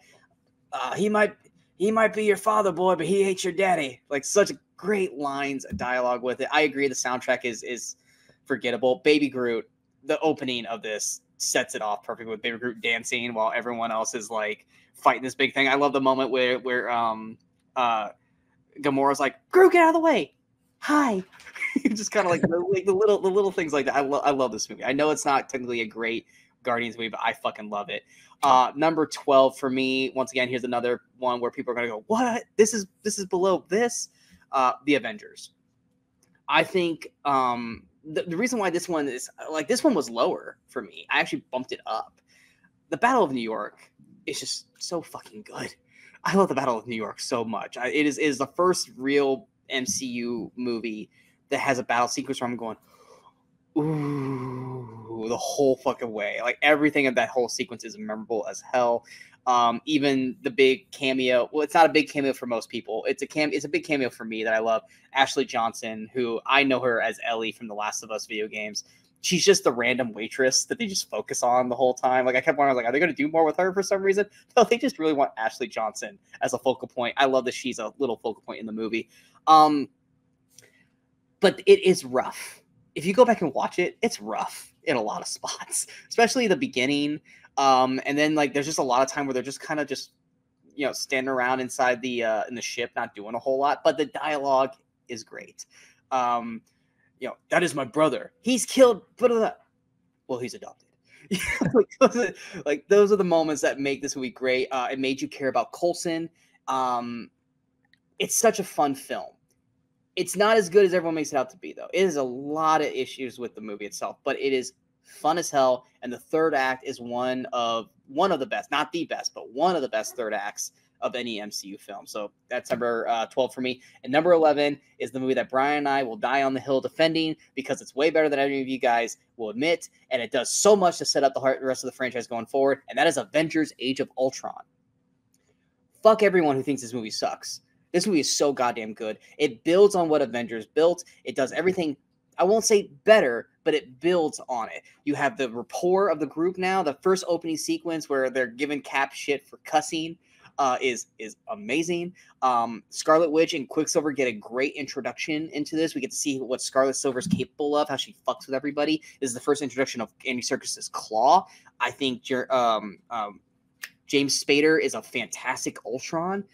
We get the introduction to Vision. We get great little moments with the group where they are all trying to pick up Mjolnir and they can't. It's just great little pocket moments with the crew. The final battle, I think, is incredibly well done, well shot.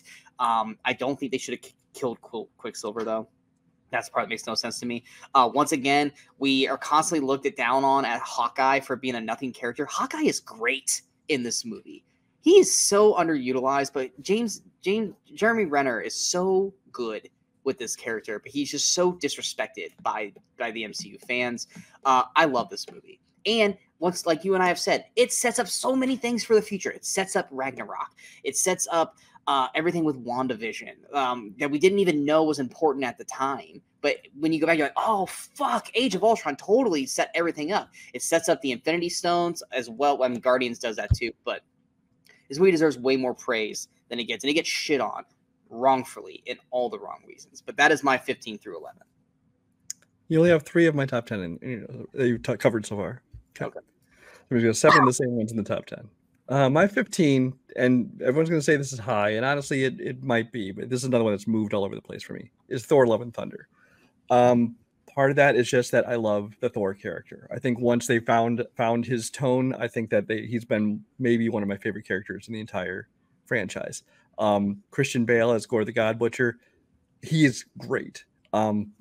Again, though, his tone compared to the rest of the movie is kind of like it doesn't quite mesh.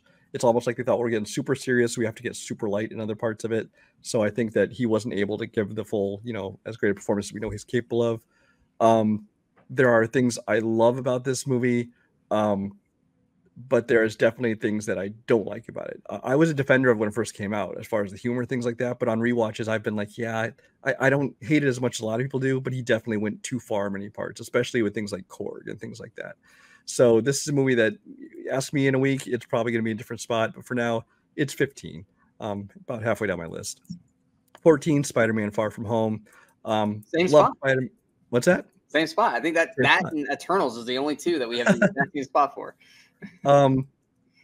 We've already talked about it, but it's the relationship between the characters is what really carries this movie. I do love Jake Gyllenhaal as Mysterio.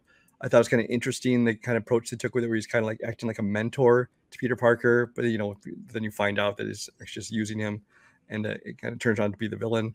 I like that whole aspect of it. I did like the setting, the switch over to kind of this European, field trip they're on. Yeah.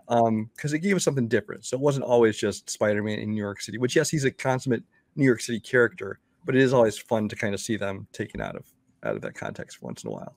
So I did like that. And again, like you, I enjoyed seeing Zendaya get a much bigger role in this one to kind of really come into her own. At 13, this is where I have Iron Man 3, higher than most people. I absolutely acknowledge this. Large part of that is just, again, my love of the Iron Man character. I think that Robert Downey Jr. does a perfect job as Tony Stark. I think he's great in the role. Of course, it's co-written and directed by Shane Black, who I just love his brand of humor, his brand of dialogue, especially. And Robert Downey Jr., he's perfect for Shane Black type of dialogue. So it's a great marriage there. I think where the movie does falter is when it gets into the main plot. It seems like when they shove action sequences in just because they're like, oh, audiences are bored, we got to shove it in action sequences. but I think those are the weakest parts of the movie. They would never make this movie, but I wish the movie was no Iron Man at all. It was he giving up a suit, he's on this adventure, and he makes his makeshift weapons, things like that. He gets a relationship with this kid who kind of helps him out. And I liked that because he did it in the comic books a lot, where they do the side story where it wouldn't necessarily be about the superheroes; it'd be kind of more about the characters. But they would Basically never get away with doing a whole Tony's movie that way. superhero on his own without needing the suit. Yeah, Kind of But they basically the would never- line they give in Avengers. Without you're nothing without your suit. You're just a man. Yeah. Really a philanthropist. So I loved a lot of this movie. It's not a perfect movie, but there are things about it I really liked, and so that makes it relatively high for me. Black Panther I have at 12, which again is one that's moved a lot. I'm not sure I would keep this high, but again, I think CG aside, especially in the final scene, I think the filmmaking really boosts this movie, as well as just the introduction of characters. I mean, not the first introduction of T'Challa, but I think his first featured main role. I think he's phenomenal in this. I think the entire supporting cast, from Winston Duke to Michael B. Jordan to Lupita Nyong'o, and of course Angela Bassett and all them. I think the cast across the way is phenomenal. I also think that they were stupid to kill off both Andy Serkis and Michael B. Jordan's characters, because those were two of the best villains they've had in the MCU. So I think there was a real lack of foresight on their part there. But I enjoy the movie. My number 11 is Thor Ragnarok. While again I think it tips too far into the humor, I did like kind of, again, the Thor character, his relationship with Hulk. I loved that. I think this is the farthest Hulk should have evolved. I mean, because he wasn't necessarily an animal anymore. He's kind of almost more like a toddler in a giant body. And I was okay with that. When they went farther to make him into just Smart Hulk, I hate Smart Hulk. The worst thing the MCU has done outside of MODOK. They've ruined the Hulk character. But other than that, I mean, you got Jeff Goldblum being Jeff Goldblum, which is always a good thing. I did like most of the humor in this movie. I did like the performances. I like Valkyrie in this movie. So that makes it just outside the top 10 for me at number 11. All right. We're in the top 10s. Okay. Top 10s, which a lot of mine's going to be pretty much the same. Honestly, outside of one, my top 10s are all in the same franchises. So it's all just different versions. If you guys haven't been paying attention, you're like, oh, he hasn't mentioned this and this. Well, that's because they're all in these. My number 10, Spider-Man Homecoming. Much like Iron Man and Thor and all that, this is very much almost kind of a phase one kind of movie. Granted, we got a little bit of Tom Holland in Civil War, but this was his real first film to kind of really show, hey, let's see what you can do as Peter Parker. I love that they didn't have the Uncle Ben. Thank you. I almost said Uncle Peter. I love that they didn't have the Uncle Ben death. We've seen it done at nauseum, much like Batman and his parents being killed. We don't need it. Just let's move on from it. And we got to move on from that. We got a great introduction to Ned. We got a great introduction to just Tom Holland just as Peter. And then we got him, once again, a lot of people don't like that Iron Man was so forced into this with, he doesn't have a real suit. He has a Tony suit. And it's like, yeah, but Tom does what he does well with it. We got to have a great moment with him on the ship. Trying to be that hero moment because he's just not quite there yet. I think Robert Downey Jr. is great in the film. Michael Keaton is fantastic as Vulture. It does fall into, once again, phase one MCU territory. I don't think the third act final battle was as strong as it could have been. But the performances are what sell this movie. The fun, the uniqueness. This very much felt like high school Peter Parker, whereas like every other Spider-Man adaptation is always like, oh, he's a senior and he's graduating, and then we're just gonna go ahead and get him into a college so that we can be more adult. This movie's like, no, he's a fucking junior. He's in high school. This is a high school movie. This is a Breakfast Club for Spider-Man. And I think they did a great job with it. I think the soundtrack worked. I loved the young teenager aspects of this because, once again, Spider-Man is a teenager. He's not an adult like everybody else. And I think they utilize that brilliantly through this film. And I love that Tony is this kind of mentor to him. And I love Spider-Man. So, of course, it's going to be in my top 10. My number 9 is Doctor Strange in the Multiverse of Madness. Once again, for all the reasons that Brian didn't like about this movie, I loved about this movie. I love that I got to see Xavier again as Patrick Stewart, or Patrick Stewart as Xavier. I love that I got to see John Krasinski as Reed Richards. I loved that we got to see Agent Carter in this movie. I loved I love the Spider-Man movies that are done by blanking on the name, director Raimi, except for the third one. Third one's garbage. I love his eye to directing this film. I love that he made this a horror film. I love how he used the evil cam or the Evil Dead camera in this movie. I love that he made Scarlet Witch fucking terrifying in this movie. She's fucking Freddy Krueger at one point, and it's brilliant. I love that this completely ties into WandaVision and made sense with it. A lot of people are like, oh, her grief makes no sense. Yes, it fucking does. Did you guys not watch WandaVision? Like, it totally makes sense. Zombie Strange was fantastic. The only thing that didn't really work was the multiverse shit, which I'm not talking about the cameo things. Those work. I'm talking about let's jump to Pizza Planet. Let's jump to this. Let's just do brief jump throughs, like 18 different multiverses real fast, because we really didn't want to give a real shot at the multiverse. That's the part that didn't work. Rachel McAdams is given more to it, but she's really distracting for one particular reason, and we already have said that ad nauseum, so I'm not going to bring it up again. But in terms of Austin Powers, more. But I thought everything worked great with it. I loved Scarlet Witch's performance, or Elizabeth Olsen's performance of Scarlet Witch in the film. There's so much to like about this movie, and I feel like people, once again, put it at this expectation of cameo the film that it just made everyone hate it. And I just went in for what this movie was supposed to be, which is a story about Wanda trying to get some kind of attachment back to her kids, and Doctor Strange just kind of having to fix it. I think was her name America something? No, not for America Chavez. Because I almost said America Ferrera. I was like, nope, he's gonna give me shit if I say that.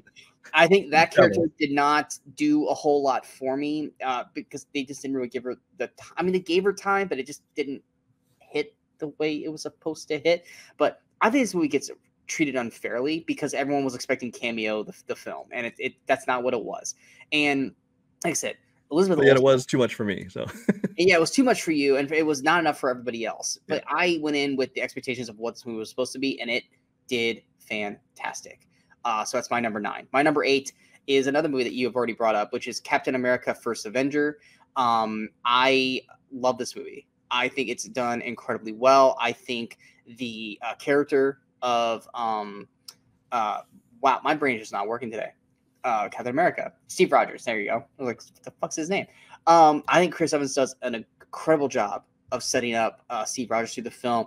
Haley Atwell as Peggy Carter is great. I actually really like Hugo Weaving's Red Skull. I love the whole cast of this movie. Tommy Lee Jones has got such a small part, but I love his part in this. I love the actual story that they are creating with this character throughout the film, from just being this scrawny nobody to who just really just wants to be a hero, not because he wants to or because he doesn't like seeing bullies and he doesn't like seeing good guys be taken down. The whole build of this film, I love the World War II aesthetic of this film and how they kind of built it like an old-fashioned film. I think the final act worked great. It's heartbreaking that he says, hey, you still owe me that dance, and then he crashes and we don't get to see resolve to it.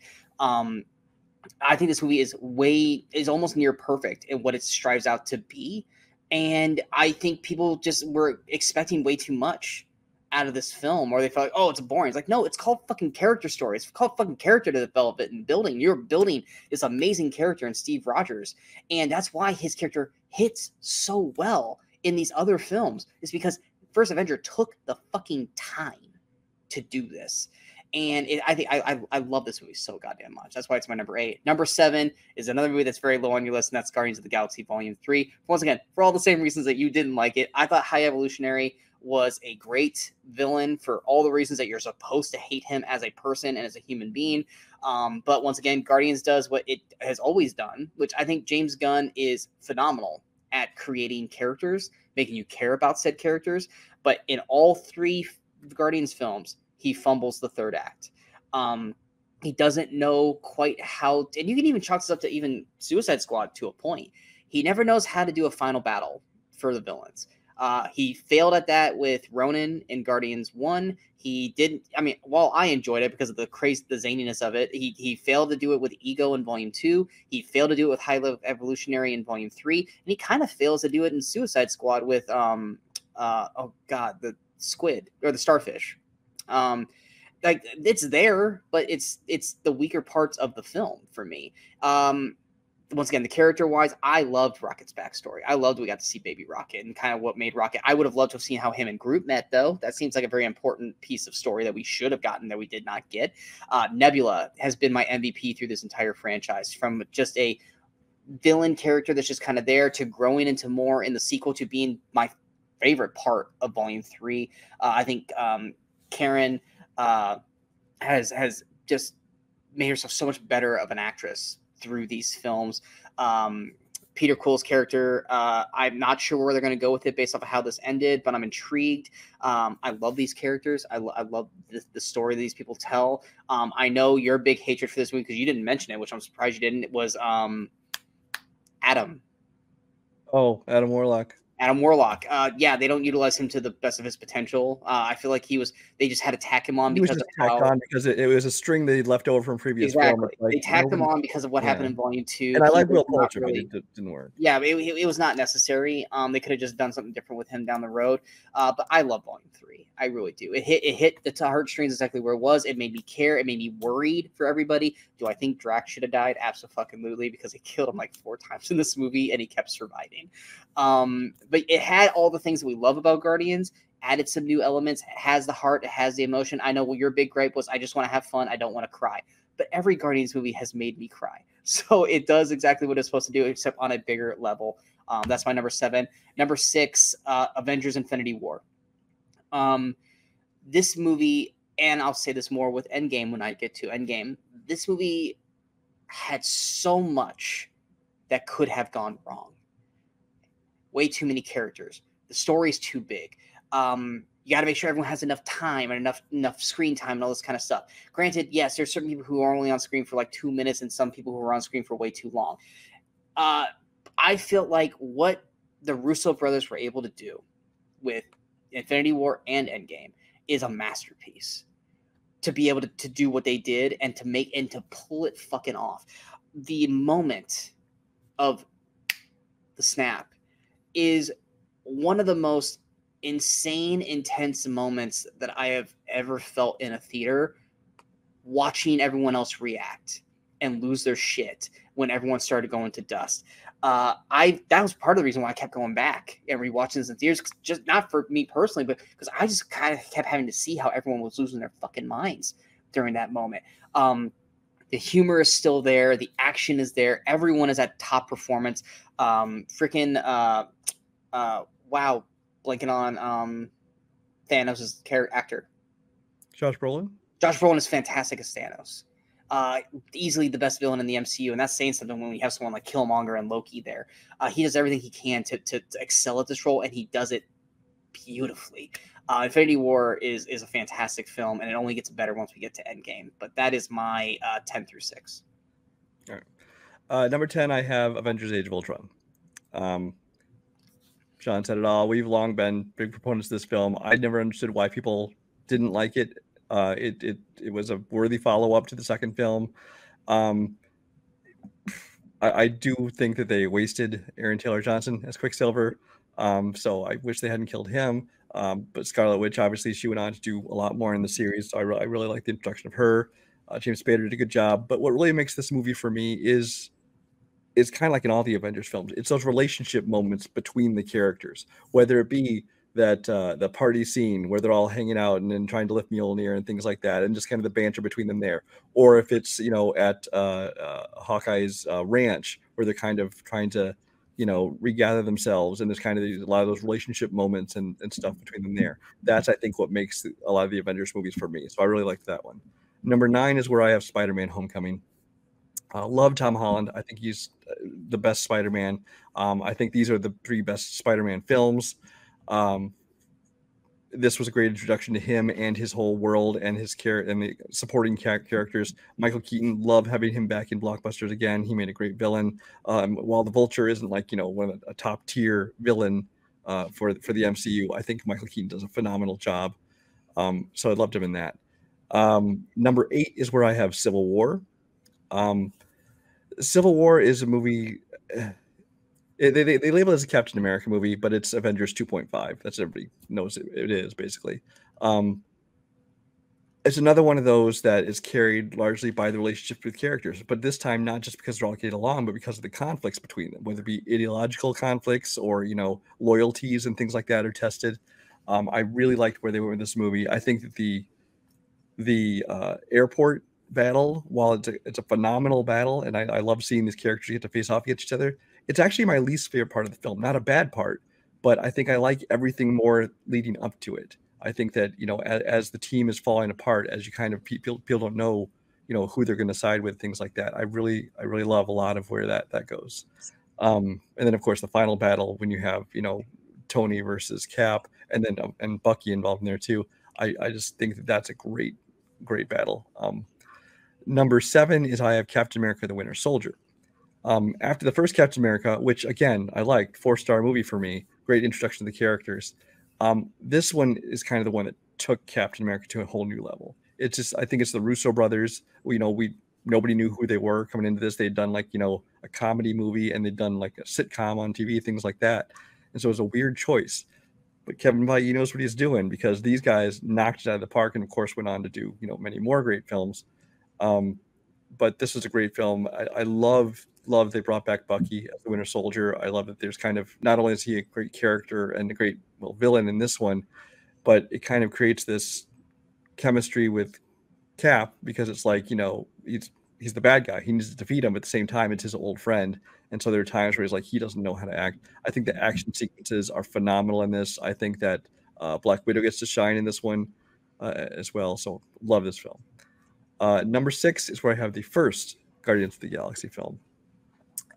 It's been a couple spots higher before, but this is where it's settled in for the moment. Again, this is a franchise. They announced this movie. I'm like, this is going to be Marvel's first flop. This is going to be the first MCU movie that's not going to do well, and it's not going to be received well, because it's about first of all, they're going into space, which is again a whole new thing. It's like, okay, now you're kind of taking it out of that grounded level, but then you're adding in a talking tree and a talking raccoon. And what the fuck is this movie? You guys are just trying to get weird for the sake of weird now. But it worked, and it's because of James Gunn. James Gunn had a great script. It's tons of fun. He cast it well. Everybody's perfect for the roles. The chemistry among the team, I loved how they interacted and got along. So yeah, everything about this movie just really blew me away, and so that made my number 6. Okay. Are we going 5 through 1 for me? Or are we going 5, 5, 4, 4, 3, 3? Okay. All right, so my number 5 is literally what you just talked about, which is Guardians of the Galaxy Volume 1. In every way you just said it. I thought this movie was not going to work. Talking tree, talking raccoon, Chris Pratt as the lead hero, and this was Chris Pratt when we still knew him as Parks and Rec Chris Pratt. So it was like, no, this is not going to work. But god damn it, within the first 5 minutes, when we get Chris Pratt dancing and on the planet, just kind of doing his own thing, kind of like a kid at heart. And the moment, the introduction of, I'm Star-Lord. Who? It's like, Star-Lord, man. Like, just everything about this movie is near perfect, except the end. You got great introductions to Rocket, great introductions to Groot, great introductions to Drax, his whole, ability to not be able to understand, sarcasm and everything. They just went over it. No, it never that I would catch it. It's just like stuff like that. The weak link is once again the villain. I love Lee Pace. Yeah, I love Lee Pace. But Ronan is underutilized. We do get Nebula is there, but she's once again she's not utilized to her fullest potential, but she grows. We get the first real first real thing of Thanos outside of just like the brief spot we got to see at the end of the Avengers. Everything about that works. Then once again, you hit the emotional weight of the crew as we get through there. We get the comedy of Rocket, saying, hey, I need that guy's leg. I need his leg. Why? I just want it, but we also are, which helps with the path of Volume 3 is, he doesn't like being called a raccoon. He doesn't like being called a freak or a thing, because he doesn't feel comfortable in his own body because of what happened to him. And we get to see why because of Volume 3, which is why Volume 3 hits so much better, because we've been built through that throughout the franchise. Like I said, the moment that always gets me in every one of these films is the moment when Peter grabs onto the stone and he sees his mom, And she's like, reaches out, which is the one regret he's ever had, is that when she reached out to him right before she died, he got scared and he ran off. And we get a call back to that moment, and he immediately starts to tear up. And he's like, Mom. And he goes to reach out, and he's actually, reaching out to Gamora. That moment gets me every fucking time. Such a beautifully shot moment. It's fantastic. Groot sacrificing himself to save everybody at the end was another beautiful moment. The dance off was just so wildly stupid, but somehow works because this is a movie that shouldn't work, and it fucking does. It's just they could have done the Ronin better. It's just it doesn't work for that. But this movie is a lightning in a bottle of it should have never been captured. It should have never worked, but it's one of the most beautiful things they ever did, and they just built on from there. So that's why it's my number 5. What's your number? My number 5 is Spider-Man: No Way Home. This is honestly a near perfect movie. It's like if you're gonna do multiverse, I think that they did it well. I still hate the whole multiverse of it all, which is probably what keeps it a little lower than it otherwise should be. But it does lean into the whole fan service of, oh, look, all the different Spider-Mans, and even have J.K. Simmons is back as in the same role as J. Jonah Jameson. Well, he was in Far From Home though, so we already knew that. But well, just briefly, yeah. But I do hate the whole multiverse concept and especially use of it as fan service to bring back previous iterations. So that kind of knocks down. But if you're going to do it, this is the way to do it. They did it so well, and I think that the way they used each of the characters and how they didn't just bring in the Spider-Mans from the other worlds, they brought in the Spider-Mans from the other worlds who have aged and progressed since then because they're in our present day, and how those characters have changed. Because obviously a lot has happened between them since now and then, and it gave each of the Spider-Mans kind of a different level, so it wasn't just 3 of the same character facing up with each other. Yeah, I loved that. This movie had more emotion than any of the other Spider-Man movies, and honestly, most all of the MCU. I love that. Do hate they killed off Marissa Tomei, but that's just because Marissa Tomei.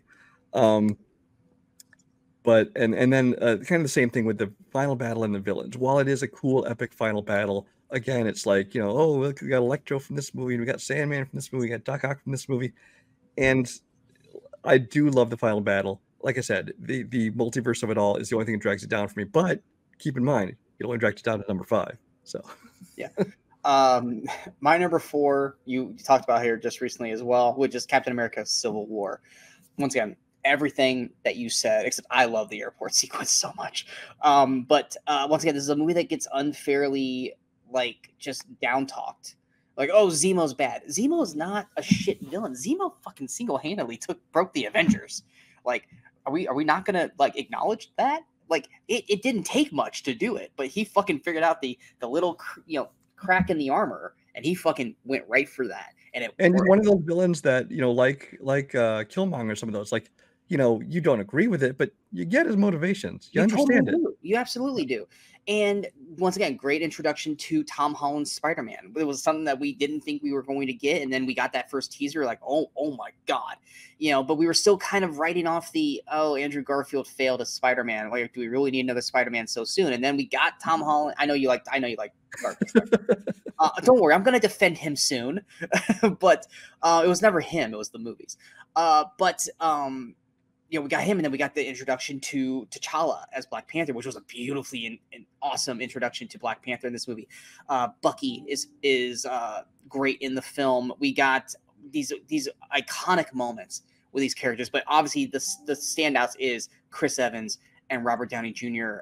At odds with each other. Just their dialogue back and forth, whether it's in the early beginning where he's like, I just want to knock out your pretty teeth, like when you're smiling at me and stuff like that. And then, of course, at the very, very end, it's such a heartbreaking fight because it's like, who do you root for? You don't want any of them to lose. And at that point, Chris Evans is the bad guy. He's siding with Bucky, who killed Tony's parents, but he was brainwashed. So it was like, who the fuck do you go with at this point? And then even that moment when Zemo tries to kill himself and Black Panther stops him, and he's like, no, I'm not going to let you die. I wish you would have, stopped Killmonger and, Claw from dying. But everything about this movie, I think, works beautifully. And I don't understand why people shit on it, or not necessarily shit on it, but it's not as good as you guys think it is. Really explain to me how it's not good. Because everything that people attack, I think, works in a perfect machine. Just like Age of Ultron. everything that you guys want to attack, you guys aren't looking at the bigger picture of why this thing works so fucking well. And it's literally, like you said, the character moments between these characters, the action sequences are great. The airport sequence is great. But it's those moments of these characters at odds and them having to turn on each other, like Scarlet, or not Scarlet Witch, how Natasha has to turn on her friends, so because she believes in Chris or Cap. Yeah, Cap. It's those moments like that work so well. And then once again, it ends leading to the start of the new Avengers and stuff like, and then even Cap trying to break everybody out. You got the nice little funny moments with Scott Lang, where he's like a big fanboy, stuff like it's got so many great little moments here. That's why I love Civil War so much. But my number 4 is where I have the original Iron Man. Now, if you look at this just as a film, as somebody went and watched the whole MCU now for the first time, this would probably be still in my top 10, but in the lower part of the top 10. But I will say that things like nostalgia and things like that are playing into this for me, because yes, is the final battle kind of weak? Is the villain a little bit weak? Yes, I mean, part of that was at the time they weren't giving these things like $100 million budgets, so they had to kind of scale down the finales of them. But this being the first movie of the MCU, this being what kind of introduced and built this whole world, this was building block number 1. Having Robert Downey Jr. as the perfect Tony Stark from moment 1. I love the character. I loved how the whole beginning part in the cave, it kind of explains how he became who he was, and the whole growth of this character arc that he takes through the movie. Totally believable, and it's a character arc that you don't really see kind of much in a lot of comic movies, at least before this point. So should this movie be a little bit lower as a movie? Possibly, but I think just because of everything from the casting to everything just being perfect from the moment 1 and giving birth to this whole MCU, I kind of give it bonus points for that. And like you said earlier, I'm ranking this not on filmmaking quality, but on my entertainment, my enjoyment of movie, and this one for those reasons ranks number 4 for me. My number 3 is one, once again, that you literally just mentioned, because so far I only have one left that you haven't talked about, because it's probably going to be in the same top tier spots that I got. My number 3 is Captain America Winter Soldier. This one had been my number 1 pretty much all the way up till 2018. Like I said, I'm a huge fan of the Cap character. Now, I didn't even know or care about Captain America prior to the MCU, but once again, Chris Evans' performances as Captain America have been astounding. I love how this movie isn't like all the other comic book films. And that's one thing that I said MCU does great. Ant-Man was a heist movie, and Doctor Strange and Multiverse Madness was kind of a horror movie. I love that they do things. This was a spy espionage film, and I love what they do with this. The opening sequence on the ship with George St. Pierre, which I thought was great. I love how this is just as much as Natasha's film as it is Steve Rogers' film. Once again, Steve having to be conflicted because of the whole thing with Bucky, because I mean, it's almost like the Sam and Frodo of the fucking MCU, because it's like, are they kind of gay or are they not? Because their friendship is so fucking tight. It's like, is there something else that we don't know about with these two? Because shit, man, like my best friend would turn to Darth Vader, I probably would be like, do I still follow him or not? But Steve has loyalty knows no bounds, except for when it's to Tony. But the story, Robert Redford is great in the movie as well. Samuel L. Jackson is great in the film. The battle sequences, the elevator fight is beautiful. Frank Grillo as Crossbones is great in the movie. There's so much to love about this film. This film's just shot so perfectly. And like I said, you brought up the Russo brothers. The Russo brothers are just the one director group, much like James Gunn, that just seems to understand the assignment and gets it and knows how to do it the right way. The one thing they have over James Gunn is that they know how to shoot a complete film with battles and fights and a strong third act and the usage of their villains. That's the one thing James Gunn is weak at. He's great, but he has his weaknesses. Russo's, to me, have no weakness. They are 4 for 4 on comic book films. And if I had it my way, I would have them do it the fucking rest of the way. Just pay them $1 billion and say, here, you're going to build us to do every MCU movie the rest of the way through. But they just know how to do this the right way. And Winter Soldier, to me, is a near perfect film. I can't really think of anything wrong with this movie. It came out and everyone beloved it, but now everyone I think wants to go, it's not as good as you guys remember. No, it's like, why do we always have to do that? Like, why can't we just love the movie for what it is? We don't have to go back 5-10 years later and then try to trash it. Like, just love the movie for what it was. And Winter Soldier is one of those movies, and that's why it's my number 3. My number 3 is the original Avengers. Again, this is that kind of maybe affected by nostalgia, but there's 2 things that made this movie. First of all, just being the first one, the first time we get to see all these characters together. I think that, before this in comic movies, you hadn't gotten to see something like this. You got your superhero films, your Superman, your Batman, whatever, but you never got to see multiple heroes kind of join together in the same movie, especially on the scale that this one did.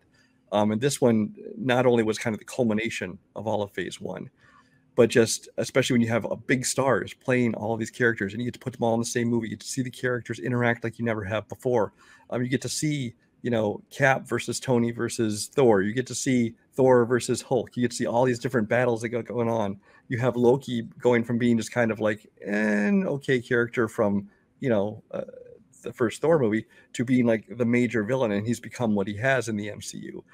You have Joss Whedon, of course, taking over, and his brand of dialogue and his brand of filmmaking that I love, and I still miss to this day. I wish he was still making movies, but he was perfect for this because just the tone, like I said, he kind of fixed the Thor tone, as well as I think a lot of other characters, even Captain America. I think he kind of found the right tone for Captain America that kept moving forward, and especially the relationship with Tony Stark. Everything about this movie. The other thing that really makes this one of my favorites, and because it absolutely did affect me, my feelings about the film, were the theater experience watching this movie for the first time. When I saw this movie for the first time, it's just like people were going crazy because, again, you get to see all these characters together for the first time.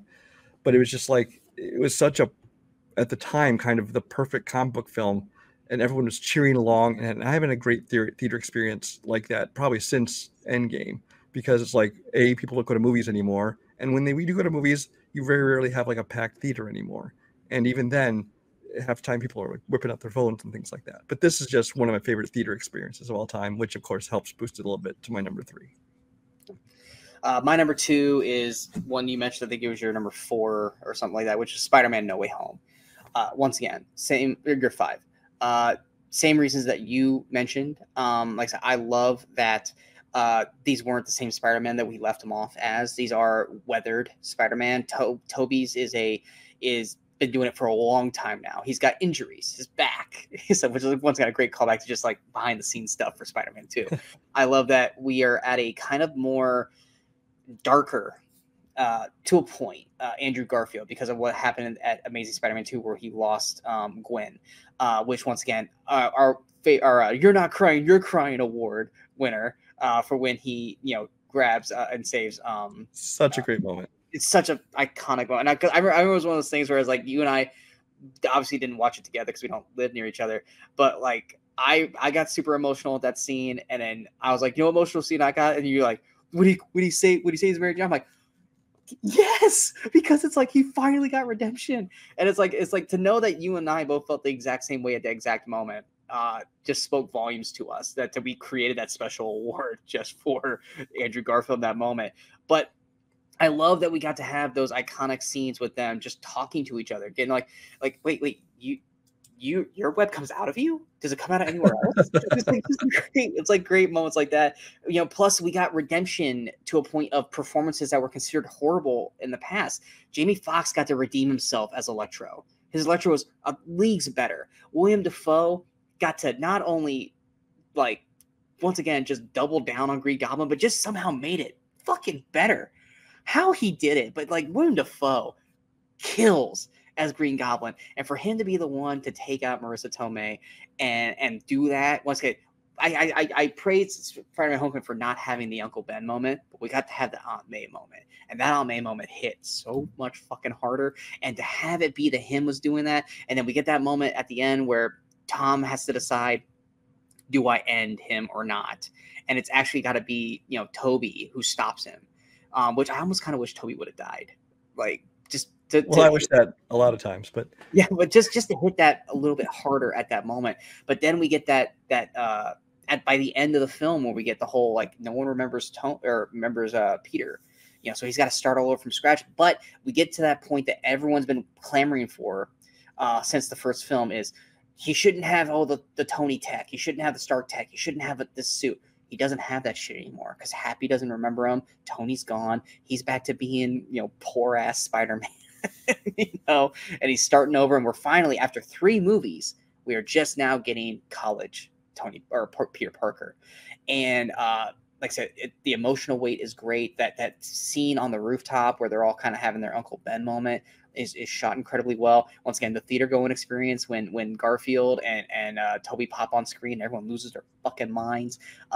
It's such an amazing film. I didn't think Spider-Man could be topped, and somehow this movie did. But granted, you need 3 Spider-Man to do it. But it is a phenomenal film. It was one of my favorite films of the year. I think, was it our number 1 movie? If it was not our number 1, it was our number 2. I think it was. Was that 2021? I think so. Like the only other thing I could think of is that maybe past was maybe The Harder They Fall. Yeah, I think it was one of those things where like, which one do we like better? Yeah, exactly. But No Way Home is a perfect movie. And I think that means that unless your number 2 is not my number 1, then we know you're number 1 now. I'm going to kind of cheat and talk about my 2 and 1 because I have a hard time separating these two. Okay. Infinity War and Endgame, the whole Infinity Gauntlet. I wanted to keep them together, but I figured you would call me cheating for that. Well, no, this isn't even cheating for me though. This is even if I looked at individual films. All right. But I'm saying as long as they're my top 2, I'm going to talk about them together. Okay. Infinity War is my number 2, Endgame is my number 1. I just think this is the ultimate comic book films. It is a perfect culmination of, at this point, it was like, what, 20 films, I think, coming together, like 22 films, something like that, coming together. It's just the ultimate achievement in filmmaking in terms of taking a franchise and building to this climax. I think Josh Brolin is a great job as Thanos. I think that the Russos did such a great job of handling so many characters in a movie that everybody got their moment to shine. And yes, some got more screen time than others, but then again, they had a second movie coming up where other characters got to shine a little more that maybe didn't get as much a part in the first one. And I think they did a great job balancing everything. Nobody really felt like, they were, short shifted, and nobody felt like they were too much, because yes, obviously Tony and Cap are going to be kind of the biggest parts, but that makes sense for things like this. But so Infinity War, I love the way it started off. The ending of that, of course, is the greatest cliffhanger ending in filmmaking history. Better than Empire Strikes Back, better than whatever else you want to come up with. The fact that you have half of everyone, not just your heroes, but half of everybody is dead.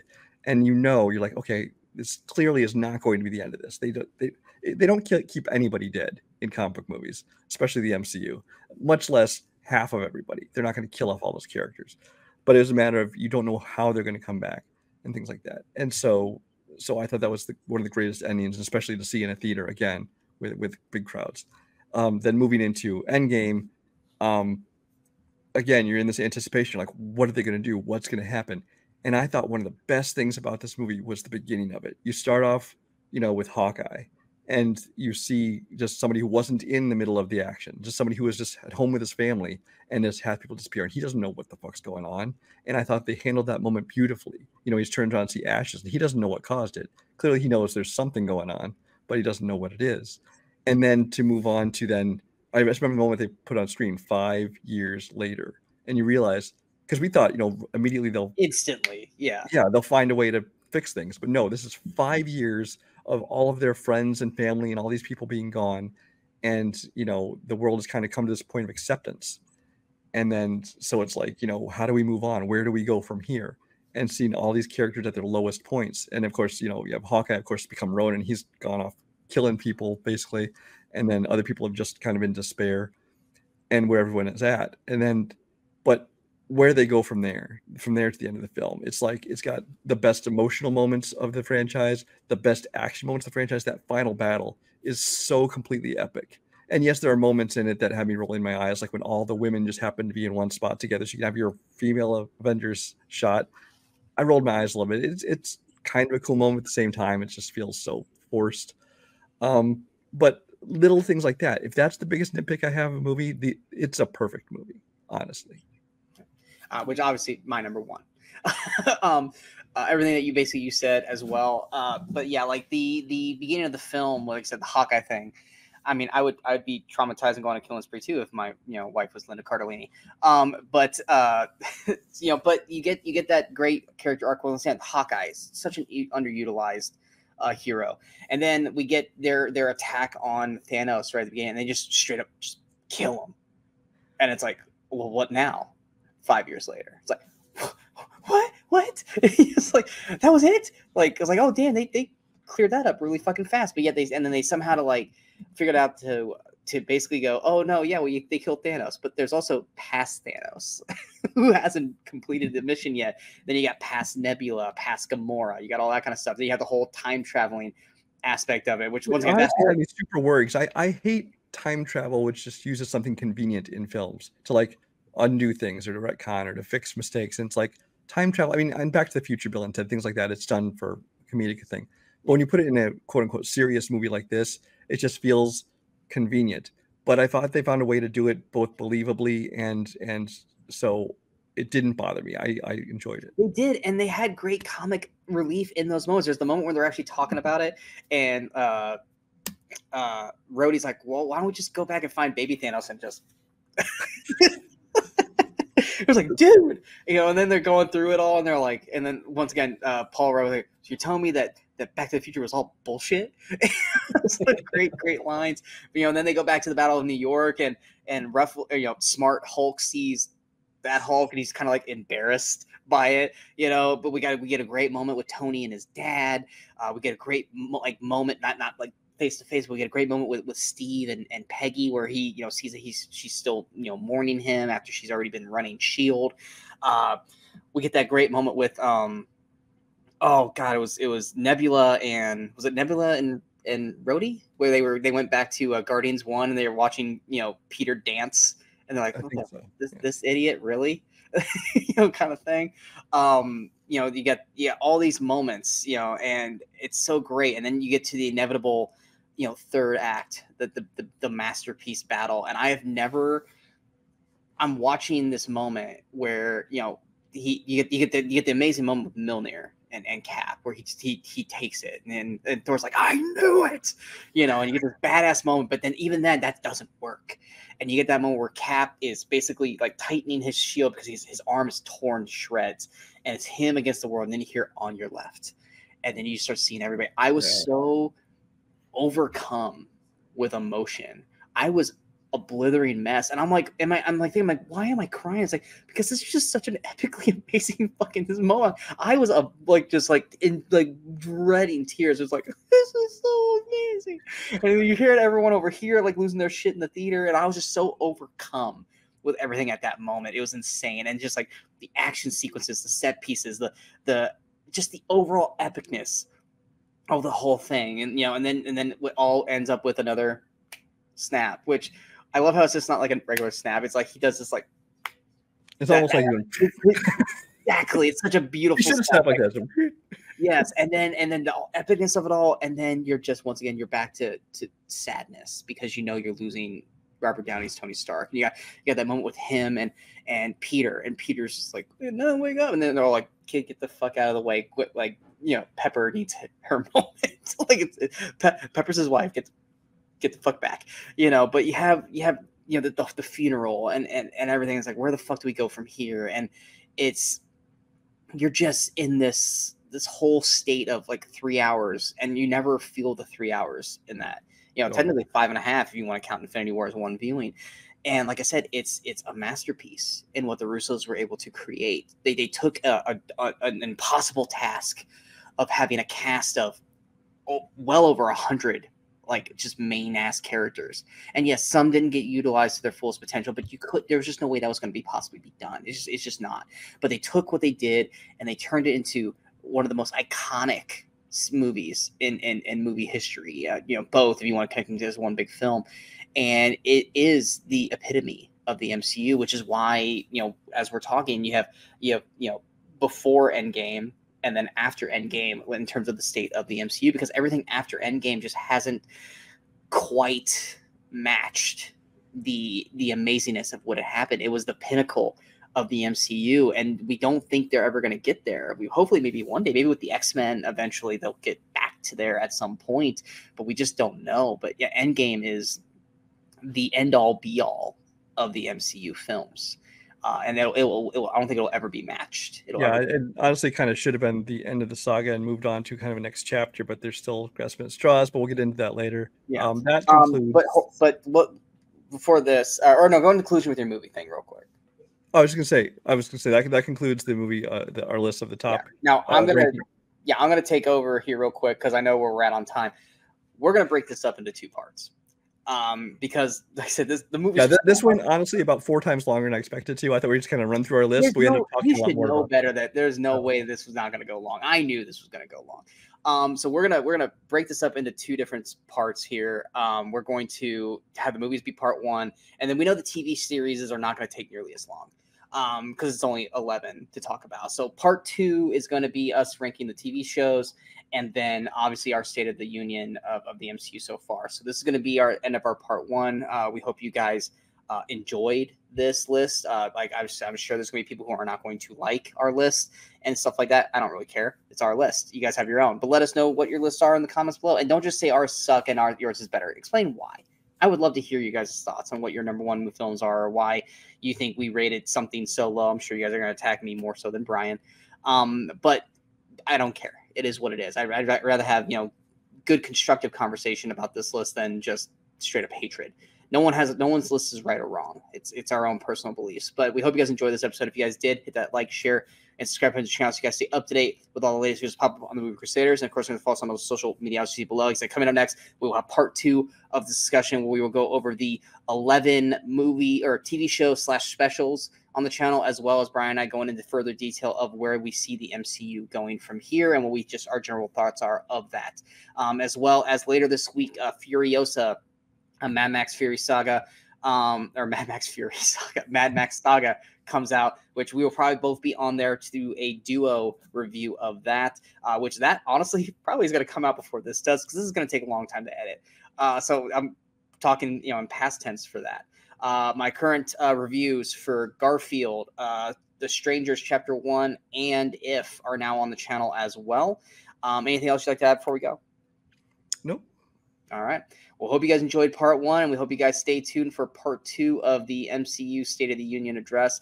Until next time, I'm Sean Waskerud. That is Brian Michaels. We are the Movie Crusaders. Until we see you next time, go watch the movies and go have some fun.